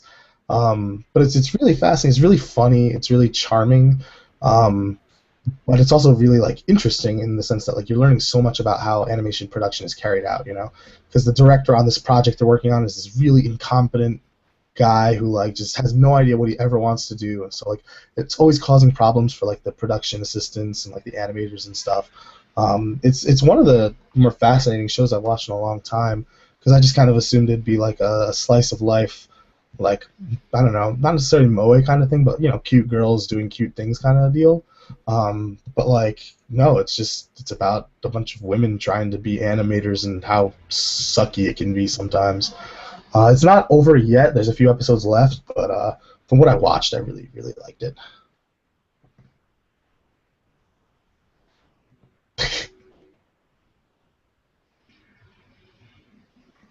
I cannot hear you. I muted my microphone because I was totally ignoring everything you just said. Okay, cool. No, Excellent. no, no. I was checking. I know that's awesome, and I have not actually watched it yet, but I've heard that it's really good. And since you like it, I'm definitely gonna go It's very see good. it. Um, but I was checking my Twitter just to see how we were Yeah. going, Hi, and Ben. somebody said, "Hey, can you see the chat?" And I was like, "No, I can't see the chat." And so I've gone on Interesting. YouTube, and the chat is all over there. And there Okay. are people in the room talking to us, and we couldn't see All them. Oh my right. Yay. god! I guess I So should do that's that. awesome. I'm so sorry to everyone Cool. Huh. that Oh wow! Look at that. That's a whole chat of people. I feel so bad. I'm just quickly reading through the chat to, see what you guys Oh have been wow! saying. Look at that. Uh, Wow. Oh, that's uh, terrible. I don't know what's going on. That's totally something on our end because we have a nice little chat window and it Or just says maybe nothing. maybe it's just the case that like the Google Hangout chat is different from the YouTube chat. I guess it is. I'm sorry, Yeah. everyone on Sorry guys, we YouTube. don't hate you or anything. Wow. Okay. Well, it's Totally. nice to know that that people are talking then. Cool. Yeah, no, it's very, very nice to see All everyone. right. And yes, feel free to chime in and we will actually read your comments It is now because we can significantly see less them. lonely now. Wow. Okay. Yes. Anyways, awesome. Shirobako, there you have Shirobako, it. definitely check it out. And also, just for those of you who like, because I know some people are like cool with fan service, some people don't care either way, some people are really turned off by it. So just to bring it up, just to mention it, I guess there's pretty much no fan service in this whatsoever. Like it's these are just like working women in animation. Like some of the posters you'll see in magazines have some fan servicey stuff, but none of that is actually present in the show. So if that's the kind of Hmm. thing that like you're averse to, don't even worry about that because it's not there. That's interesting because I could have sworn that somebody was complaining about the fan service they were seeing in the promotional materials, and they Yes. were saying that maybe the Japanese industry is such that a show that is focusing on all these female characters, maybe they need to promote it in this sort of way, and that is kind of a Yeah, shame that, I they think may be doing that. that's like it's kind of a given. I think with almost any show, really. Like here or over there in Japan, like you'll have like the monthly poster magazine that comes out, and like pretty much every show will get a poster. And like there's ones for like the more female directed shows, and there's ones for the more male directed shows. But Mm. generally speaking, like yeah, you always have like the fan servicey posters, even in a show that's not even remotely fan servicey, just because I think it's there's a crowd out there that wants that, even if they don't necessarily even want it in the show, and like that's the way it happens. But at the end of the day, like it's not actually in the content Mm. proper. So if that's Mm. something that turns you off, like don't worry about that. It's not there. Cool, Yeah, cool. All right, my turn. Ugh, I didn't really order these. Well, I have I want to one give that I it. know is my favorite that I'm leaving for the very end. But I didn't really pick a favorite. I don't know. I think I don't know. Maybe we'll get there. But I want to name drop Hunter x Hunter because ooh, I feel that it ended this year, so that's maybe it counts in this year. I don't know. It's like 250 episodes long. So no, 150. Sorry. 250, 150 great episodes.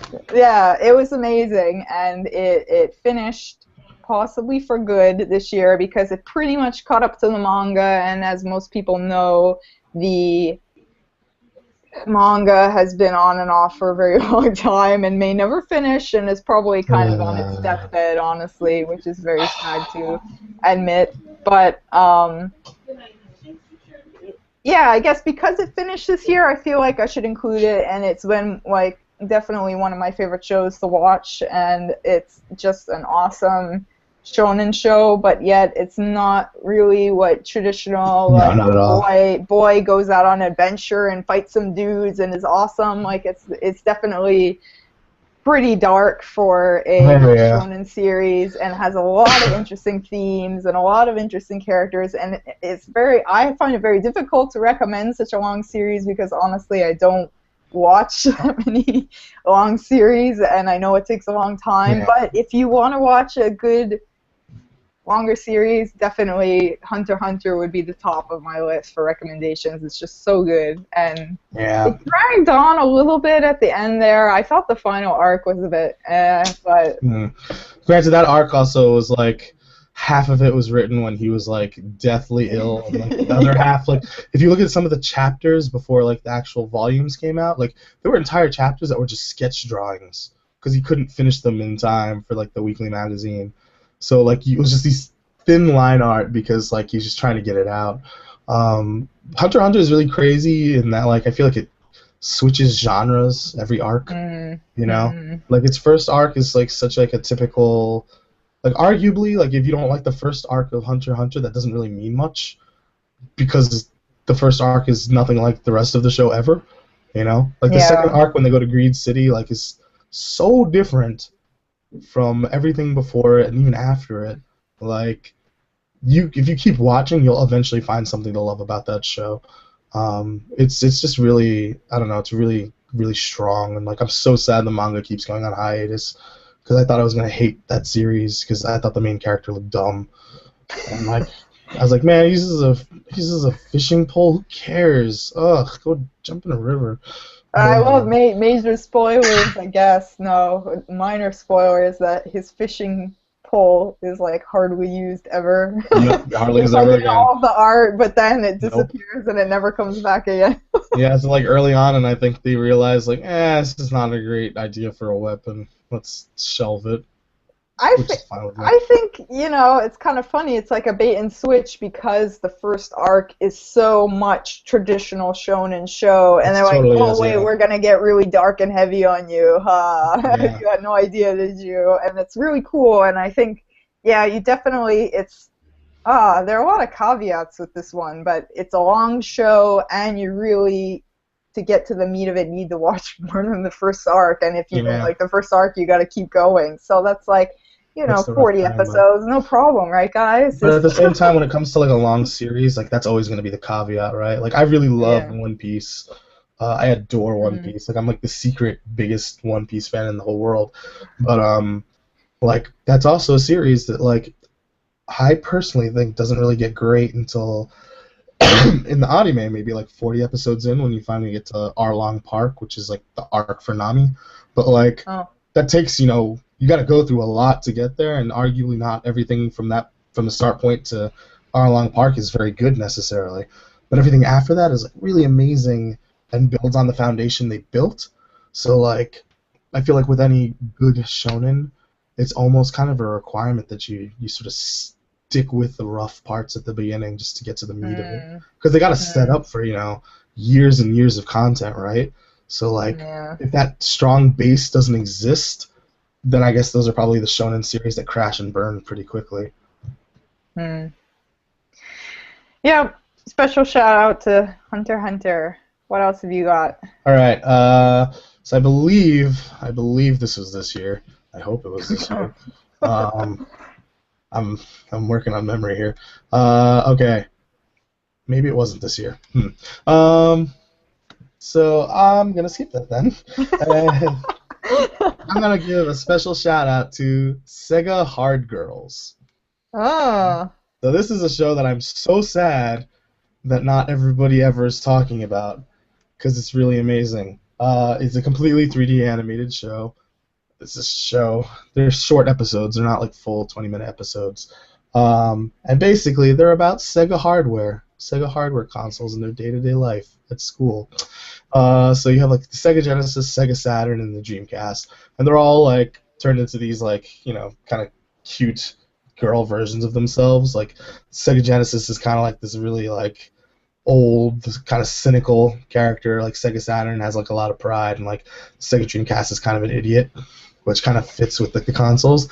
But basically it's just them like Sega referential humor the whole time. Like one episode is like them fighting Virtua Fighter characters in this really like stupid setting. Like if you were ever like a Sega fan at any point in your life, like this is kind of like the ultimate love letter to your fandom because it's just nonstop Sega reference and joke after another. Like it kind of makes me feel bad because it's just I grew up with a Sega Genesis and I'm like, Sega, what have you become? But like it's really really funny. It's really quick. Like there's only like 5 or 6 episodes out right now. Like it's not a very frequent show, but it's on Crunchyroll, and like it'll take you all of like an hour to watch everything. It's really fun, but it'll also just make you really sad. Oh, that's lovely. I Yeah, watched right? the first episode and I definitely enjoyed it, but I'm not a huge Sega fan Yeah, girl, exactly. so you really, I think You it's got to be a catering Sega to a fan. specific person, but if you love Sega, it's just, a field day. Yeah, exactly. Yeah. So on shonen anime and manga in the chat, Ben says that Toriko also takes some getting into, and that's one I haven't actually ever Hmm. read. Have you read that or seen it? I'm familiar with it because there was a point in time where Jump in Japan was really trying to push it as like a possible replacement for one of their big three. I don't think Oh, that it ended up didn't work. working, Huh. but they tried. I don't know. I'm not, and I say this as someone who hasn't read the manga or watched the show. Like, I'm not a huge fan of the art style, which doesn't really mean much because I thought One Piece was the ugliest thing ever made and refused to watch or read it, and that turned into my obsession. So I guess I'm not crazy about the concept of like food. Is that Like, I like don't even know. gourmet, Is it? there's like gourmet hunting and stuff. It's kind of it's interesting, Oh, but like hunting. We like Monster Hunter. Why aren't we watching it? I know, right? God, I'm a traitor. I suck. Uh, um, but yeah, I mean, it definitely has its fans. Like I know I have a lot of students who are pretty like into it, but like I don't really like the look of the main character and like his orange jumpsuit like is such a obvious grab at Goku. But yeah, I've heard it's pretty cool though. It's just Yeah. I haven't checked it out. And also Yeah. JoJo got mentioned. I'm gonna say it right Oh. now that JoJo Part 3 is not on my list, and the only reason it's not on my list is because I have not watched it. Um, I adore JoJo and his Bizarre Adventure, and I've read everything. I have not watched Oh. season 3. I wish I had, but I just have not had the time to commit to it. It looks like it's as amazing as season 1 and 2. So honorable mention to JoJo Bizarre Adventure Part 3. Awesome. That is something I'm not, I mean, I appreciate the awesomeness that is JoJo art, that is for sure. But I've read like the first 2 chapters of the manga and watched a couple episodes of the anime and that's it. So that's definitely one I need to sit down and JoJo's watch it also all. another one where like the first season of JoJo is nothing, or the first part of JoJo is almost nothing like the rest of JoJo. Like that's Oh. also a series that like kind of changes genre every single part. Like it's super weird, and like his early art isn't great, but like his art later on is like super amazing, and like tie-ins with Gucci and stuff, and you're like, what is happening? Yeah, they had even the Gucci display in Yeah, Brisbane. I like made a trip and I was like, oh my God, it's JoJo. it's And I crazy like though took pictures and because you see that, but you look at his beginning art and you're like, that's not no way. And then you look at his hmm later art and you're like, oh, okay, I can see that now. It's super fabulous posing. Yeah, oh, the poses and the colors. Oh, it's just, yeah, it's very cool. Great. What else you Thumbs up got? to JoJo. All right. Ugh, I don't. All right. Gotta give a shout out to Log Horizon Oh because yeah, database, the database up in database. here. um, the first season aired last year, but I did not get to it till this year, and it's in the second season, so that counts. Yep, I think we're counting it. totally So Log counts. Horizon is awesome. It is everything Sword Art Online isn't. Yep, And it is the good MMO anime. yep. I really appreciate it as somebody who had never played an MMO before Final Fantasy 14 last year, and I like get it, So like I'm watching it and they're talking about tanks and all this stuff, and I'm like, yeah, I know all about that. That's so cool, and I really dig how they really put a lot of thought into the world and the mechanics and how what's interesting is at the beginning you feel like maybe it's the same premise as Sword Art Online, where the characters are stuck in this world that is a game that they were playing. But my initial kind of representing Sword Art Online, yes, it started as a series of light novels, just like, not Sword Art. You were representing Log Horizon, good one. Now I'm getting confused. You're embarrassing me. Look at this. I'm on top of things tonight. Perfect save there. Yeah, so both of them did start as light novels. That's an interesting comparison, too. But, yeah, so in Log Horizon, they get stuck. And then it kind of seems like they're like they're a little bit weirded out, and then they're like, oh, let's just roll with it. And I'm like, if I was stuck in this game and I couldn't log out, I'd be pretty freaked out. And so they do kind of gloss over that in the show, which you tell me that the book gets a little more into the sort of depression and the feeling of not being able to escape. But it's really interesting to see as the story progresses, they do focus on that increasingly so, and even in the second season, they definitely get more into, like, you actually see they're working towards the real. Well, I was going to say that you actually see their real world selves for the first time, and actually get backstory, which you don't get any backstory on the characters really, except for hints in the first season. But yeah, you see that they are, instead of wasting away, they've decided to kind of work towards things, because when you can't die, unlike Sword Art Online, where if you die in the game, you die in real life, and on Horizon, it's like you die and then you revive and you're just stuck. And so, that it's like, what is that? You have to find your own meaning. And I find that really interesting, how the different characters get into different things in the game world and cope that way. Yeah. It's just so cool. Yeah, go ahead. I was just going to say, this art is kind of boring. I mean, it's very kind of nondescript.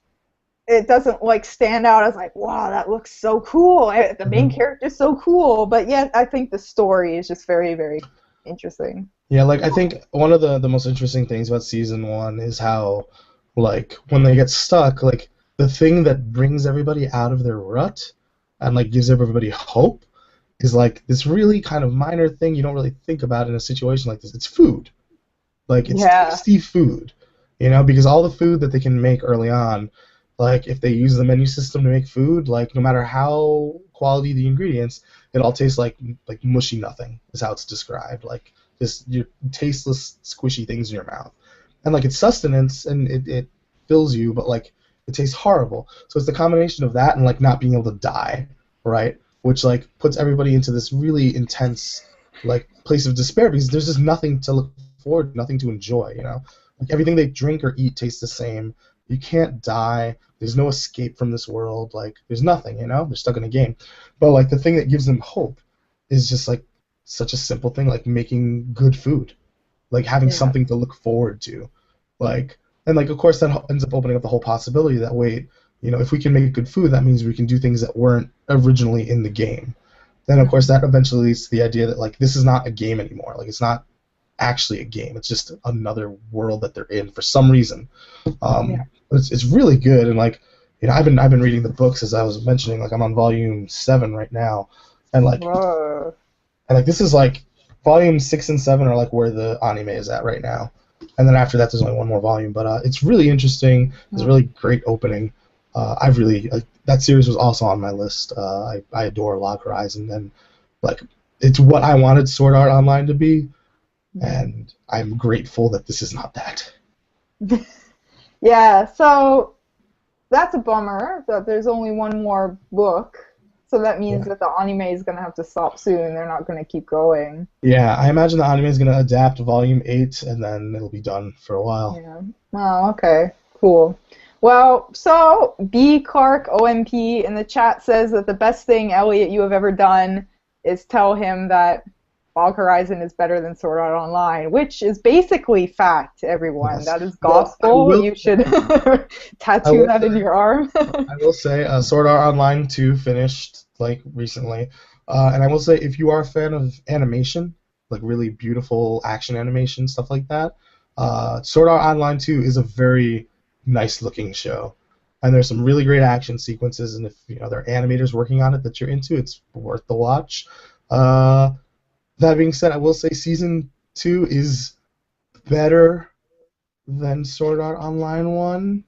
That's kind of a weird compliment, but it's more watchable. It's still Sword Art Online, it's still really dumb, but I didn't feel miserable watching to the end, I guess.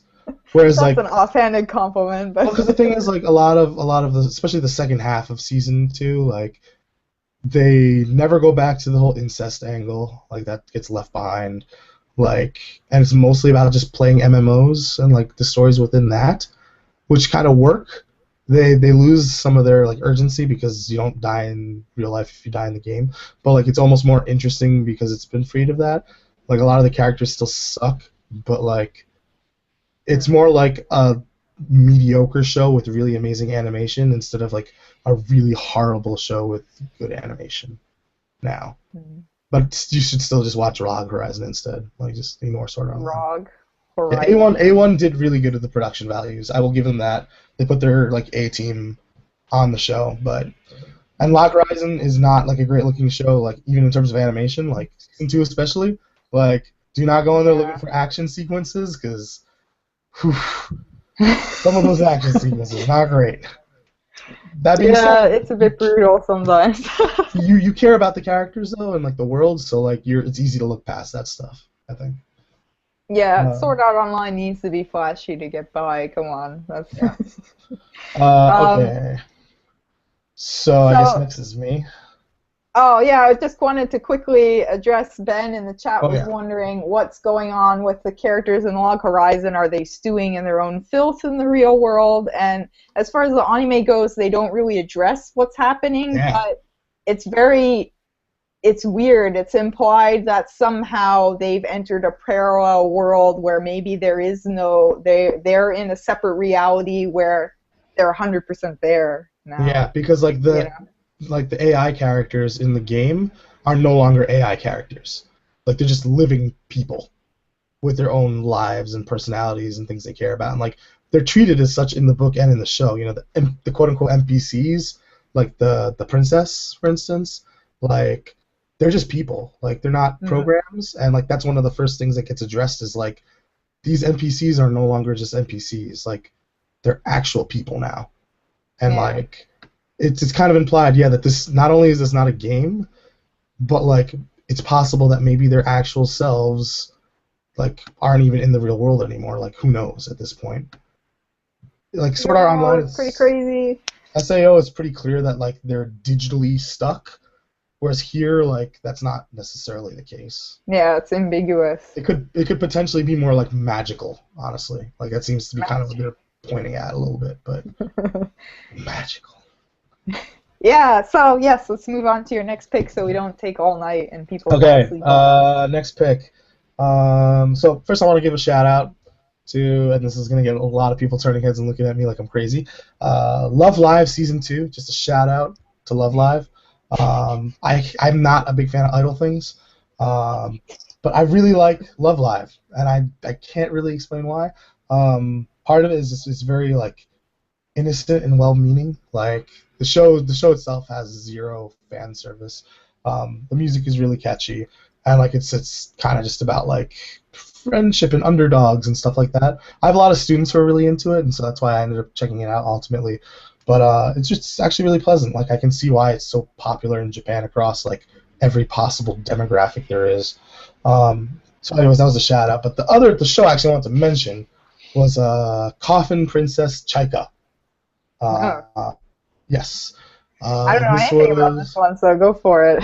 Okay, so this show is based on a series of novels written by the same person who wrote Scrapped Princess, which was adapted into an anime in the early 2000s, I want to say. It's kind of from that era of anime that is kind of lost now. The very 90s, early 2000s fantasy sci-fi sort of thing. Scrapped Princess was really great if you were looking for a really quality fantasy sci-fi TV series. Go back to that; it's still really wonderful. And this is his latest work. He's actually about to finish the novels, And I think the anime kind of adapts them ahead of time. Um, Hmm. but it's about a princess who she's the daughter of like an emperor, like a magical emperor that existed and like caused wars and stuff. And he's super evil, had his head cut off and killed, and supposedly his daughter also had her head cut off and killed. But she's alive, and she has like a scar across her neck where she ostensibly had her head cut off.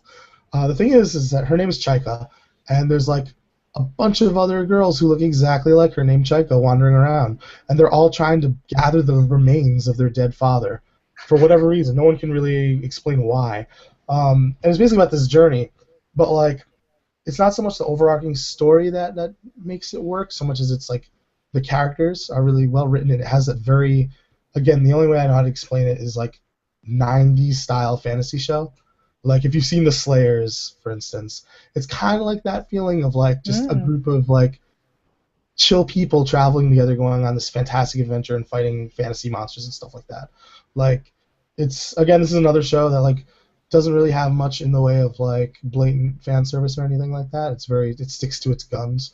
Um, a lot of the animation sometimes is pretty good. It's bones. Um, the music is solid. The characters are fun. Like it's a complete experience too. I'd say it's totally worth watching if you're looking for like a strong fantasy show. And I ended up enjoying it way more than I thought I would. I didn't know it was made by the Scrap Princess guy until like midway through, but once I did, it kind of all clicked into place. Um, Hmm. but yeah, I would definitely recommend it if you want like a good action series that's just like good, clean fun, I guess you could describe it as. Good cooing fun with a character with her decapitated head. Well, she just has a scar. She just has a So, scar. But no one yeah, knows if I she's know. It actually sounds decapitated. morbid. It sounds morbid. It can get pretty violent, but it's good. Huh. Oh, you have piqued my interest when you name drop Slayers. That's Yeah. a classic. It's like So, that kind of like 90s hmm. fantasy with a sci-fi tilt, you know. Hmm. Interesting. Hit me All with what you right. got next. I'm gonna just do one more, I think. Okay. Is this I'll your quickly, I'll do my big one. okay. Quickly, I will say Parasite is Okay. amazing. I'm I loving haven't watched it it. yet. So I don't- It's so good, and it's not finished, so I don't. The thing with anime is it's kind of. I don't want to. Unlike a game where like Bayonetta, I can kind of say, well, I played so much of it, I think I'm gonna love it. With the Mhm. with an anime storyline, I guess it could get a bit weird towards the end. I mean, Parasite is been really solid so far. It's 10 or 11 episodes in, and I think it's going to be a 24-ish episode series, so they might be halfway now. But it's super solid. It's based off of a 90s manga series that is Yes. about a guy who gets a weird parasitic creature lodged into his hand, and normally these parasites will take over the person's brain and then leave the person is no more. They're totally inhabited by this parasite that takes them over and assumes their life in order to eat other people.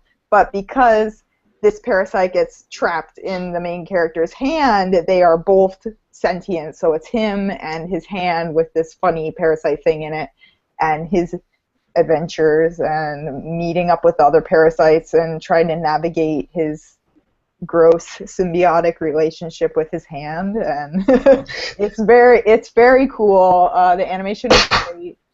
It is kind of gruesome, so if you Yeah, don't totally. like kind of body horror stuff, which I'm normally very sensitive to it, but I guess because it's kind of sci-fi and is animated, it doesn't bother me as much, but some of it can be quite It's pretty messed quite up, yeah. gross. Yeah.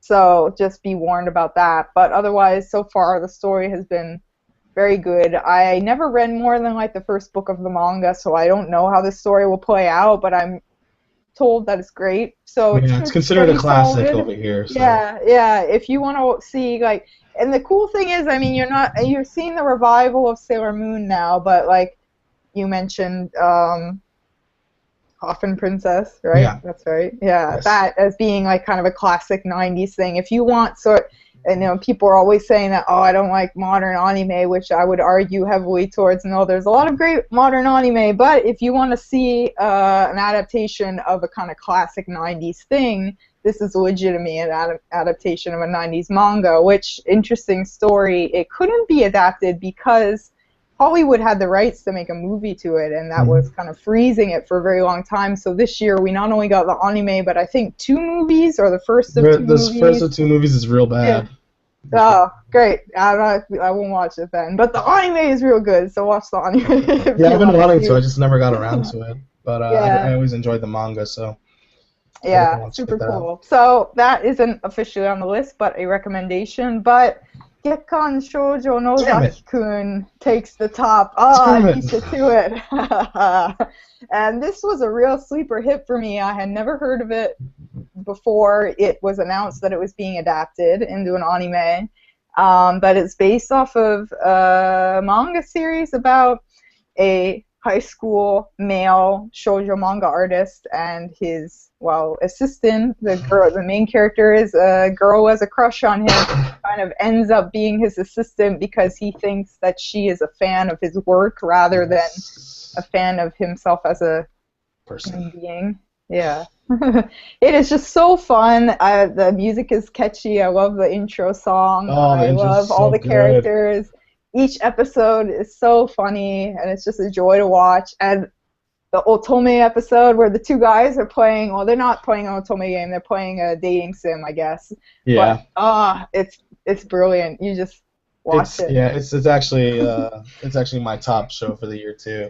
And it's really, really funny. It's even on a production level, it's really well animated, really well produced, super well written, really witty. It's short. It's a 1-season show, so 12, 13 episodes. The actual manga that it's based on is actually a 4-panel comic.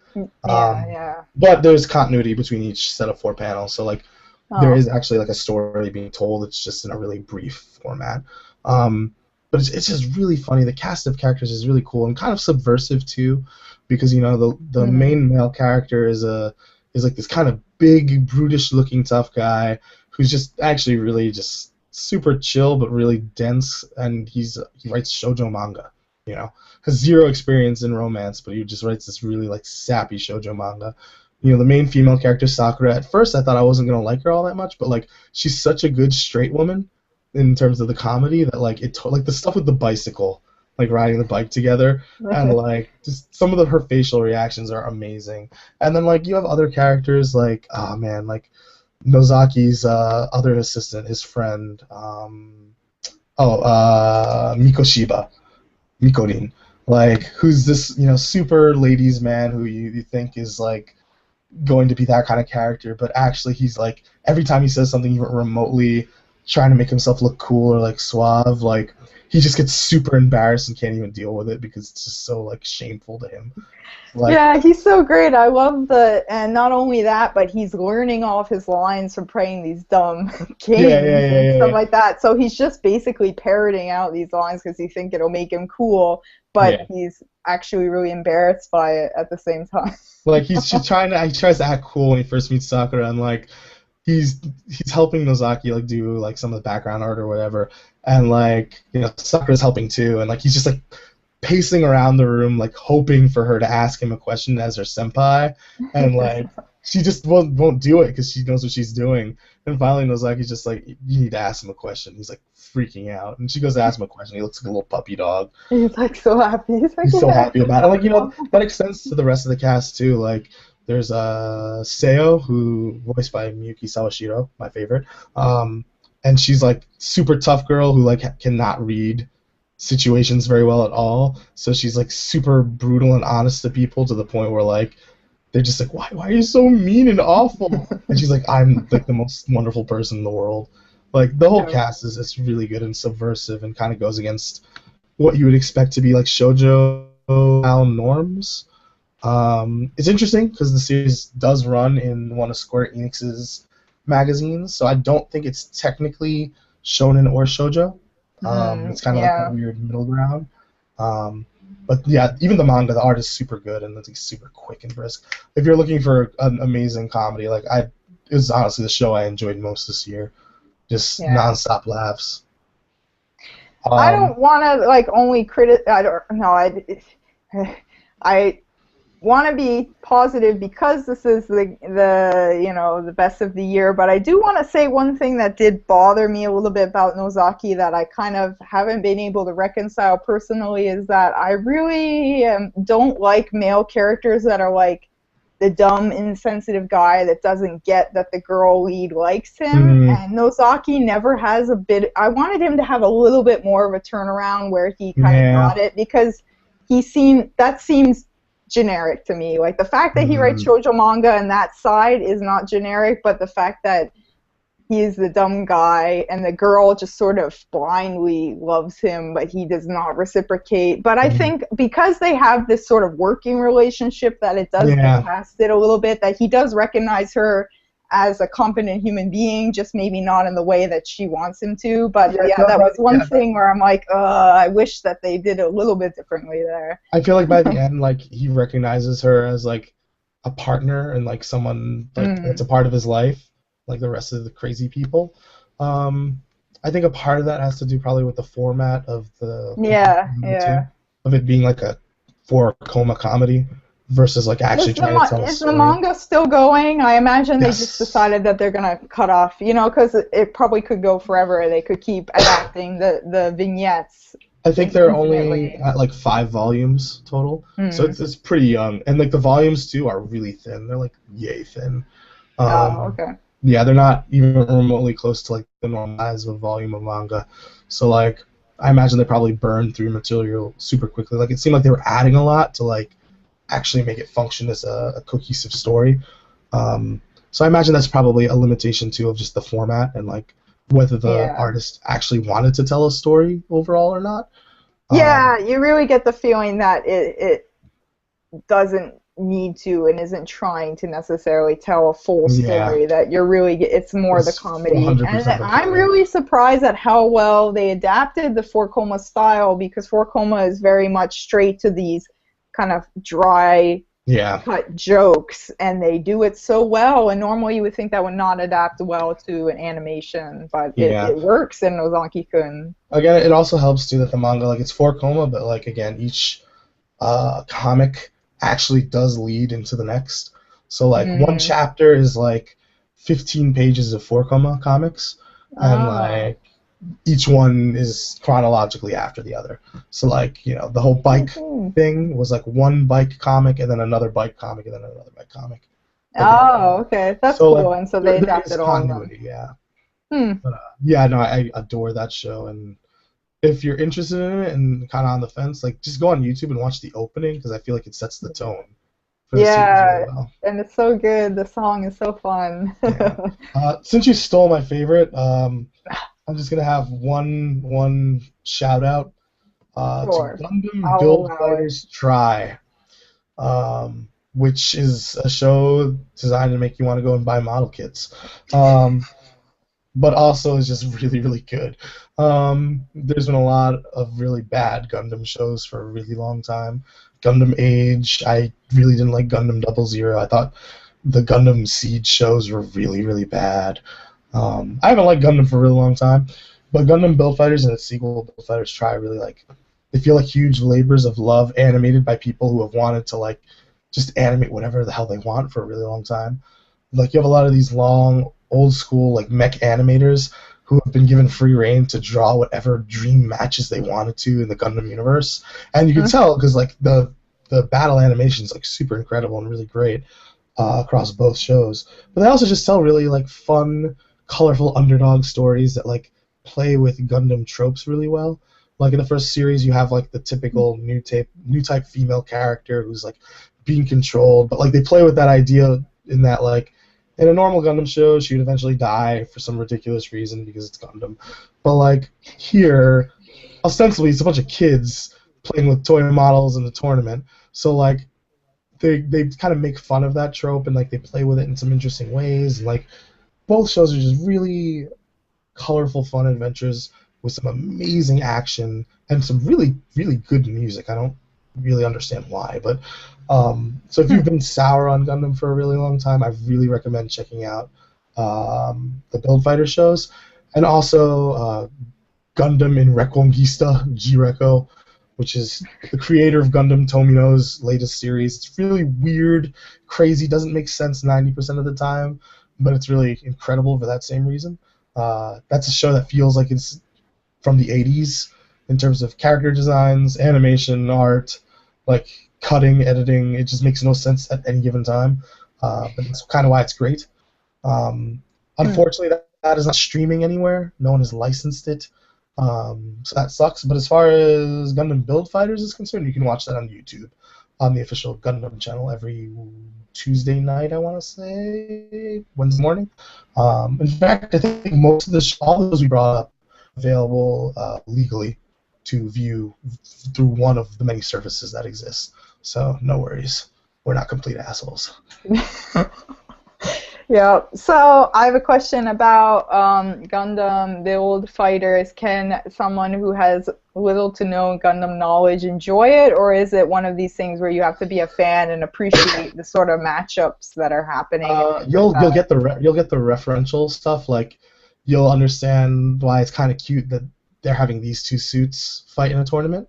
But beyond that, like I've noticed, like Build Fighters has been like the gateway drug to Gundam for a lot of people. Like, especially on Twitter, I'm noticing like a lot of anime fans who like never watched the Gundam show were watching like Build Fighters and getting super hyped for it every week, and it's caused them to go back and watch the old Gundam. Maybe I don't want to bring that upon myself.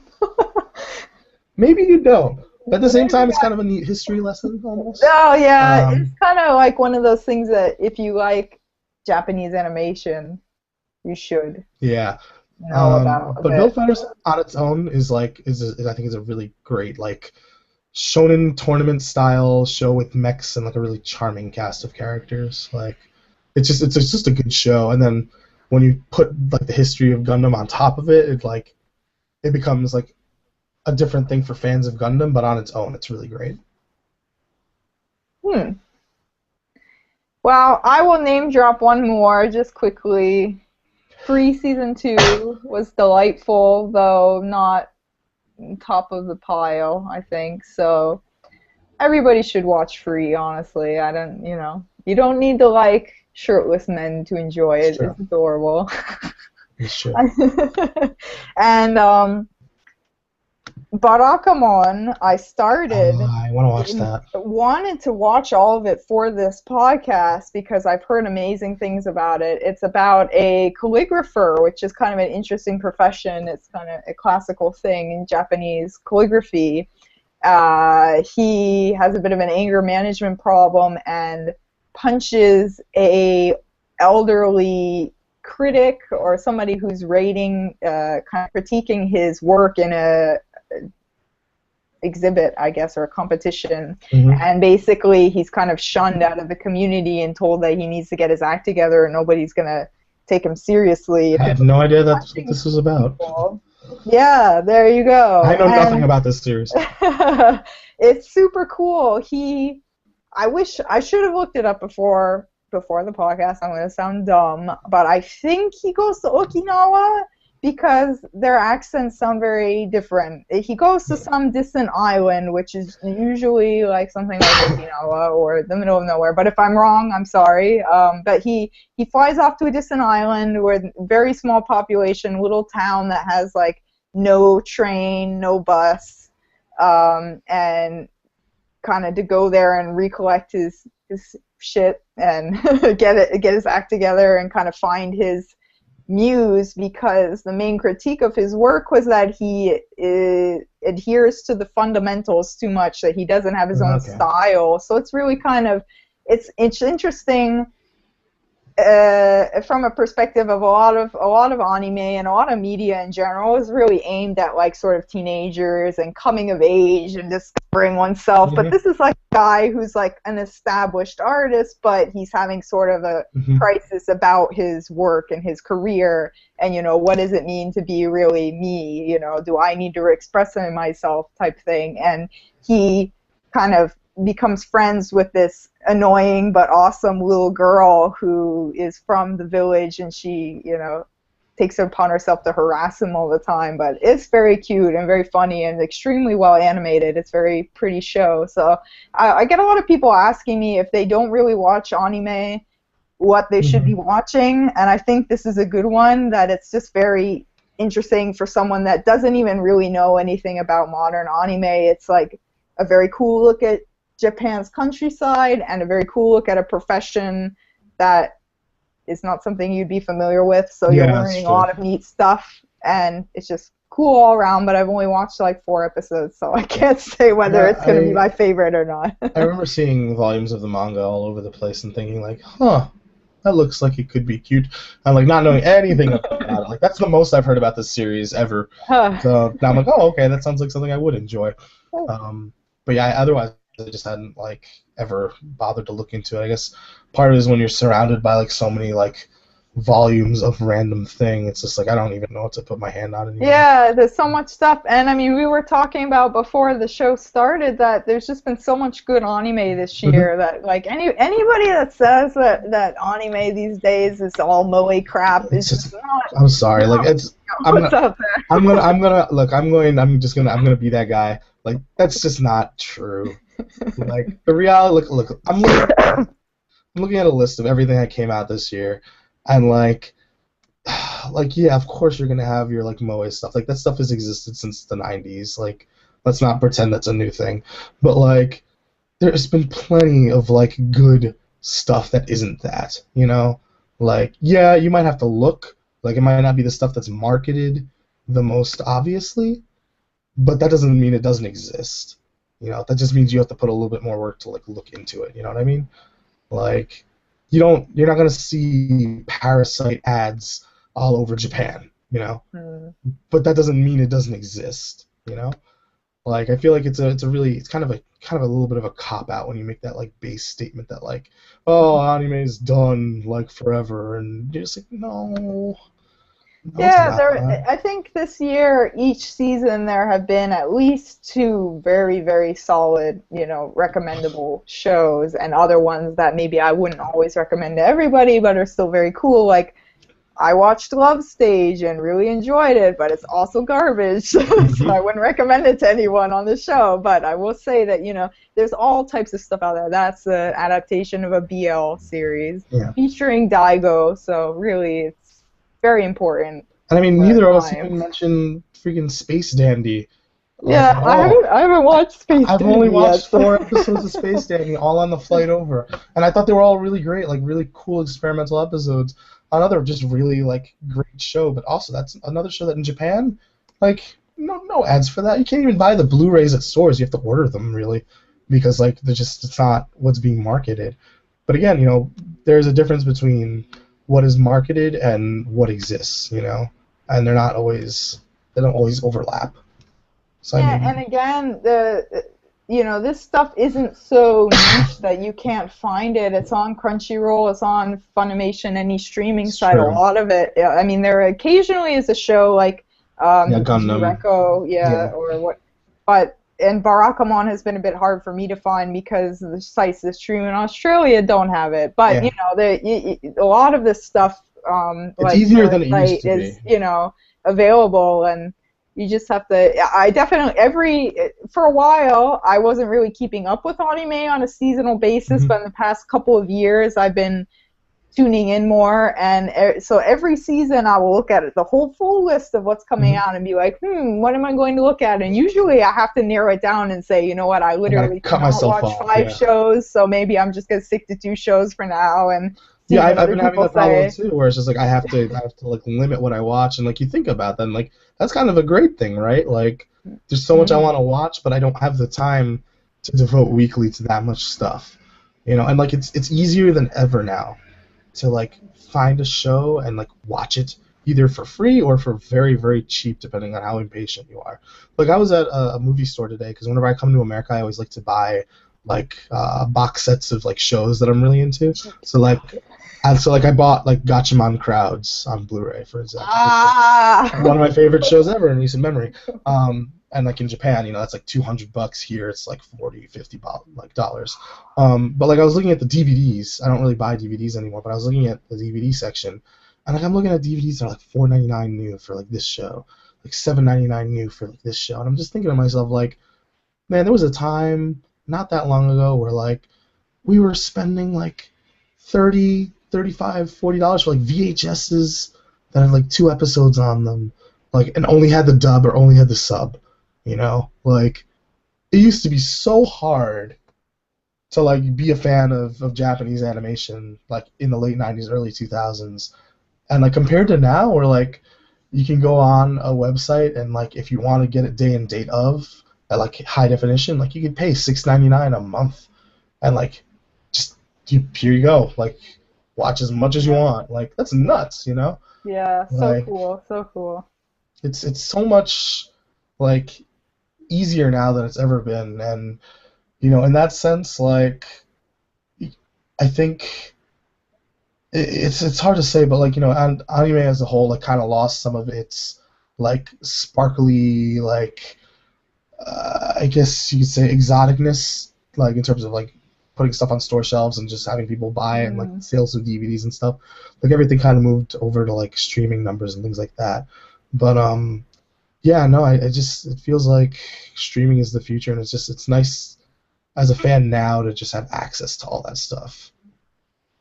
Yeah, yeah, it's a stark contrast to when you had to go to the store to get the one VHS tape as they put it on the shelf for, But they only have the just, dub. Oh no. well, when I wasn't that discerning of a kid, I think I bought the dub anyway.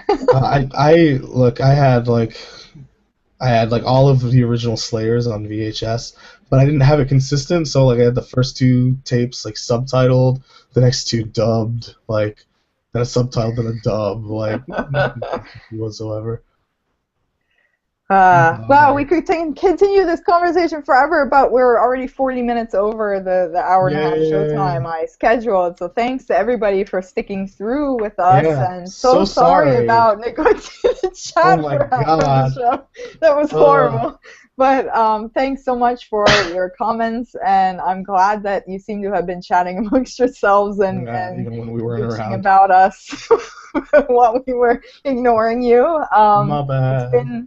been a great year, and hopefully 2015 will also be great. Yeah, And sincerely hope you, Elliot, and all of the viewers slash listeners and people tuning in later have a great holiday and new absolutely. year. Yay. Yay! Bye, everybody. Bye bye.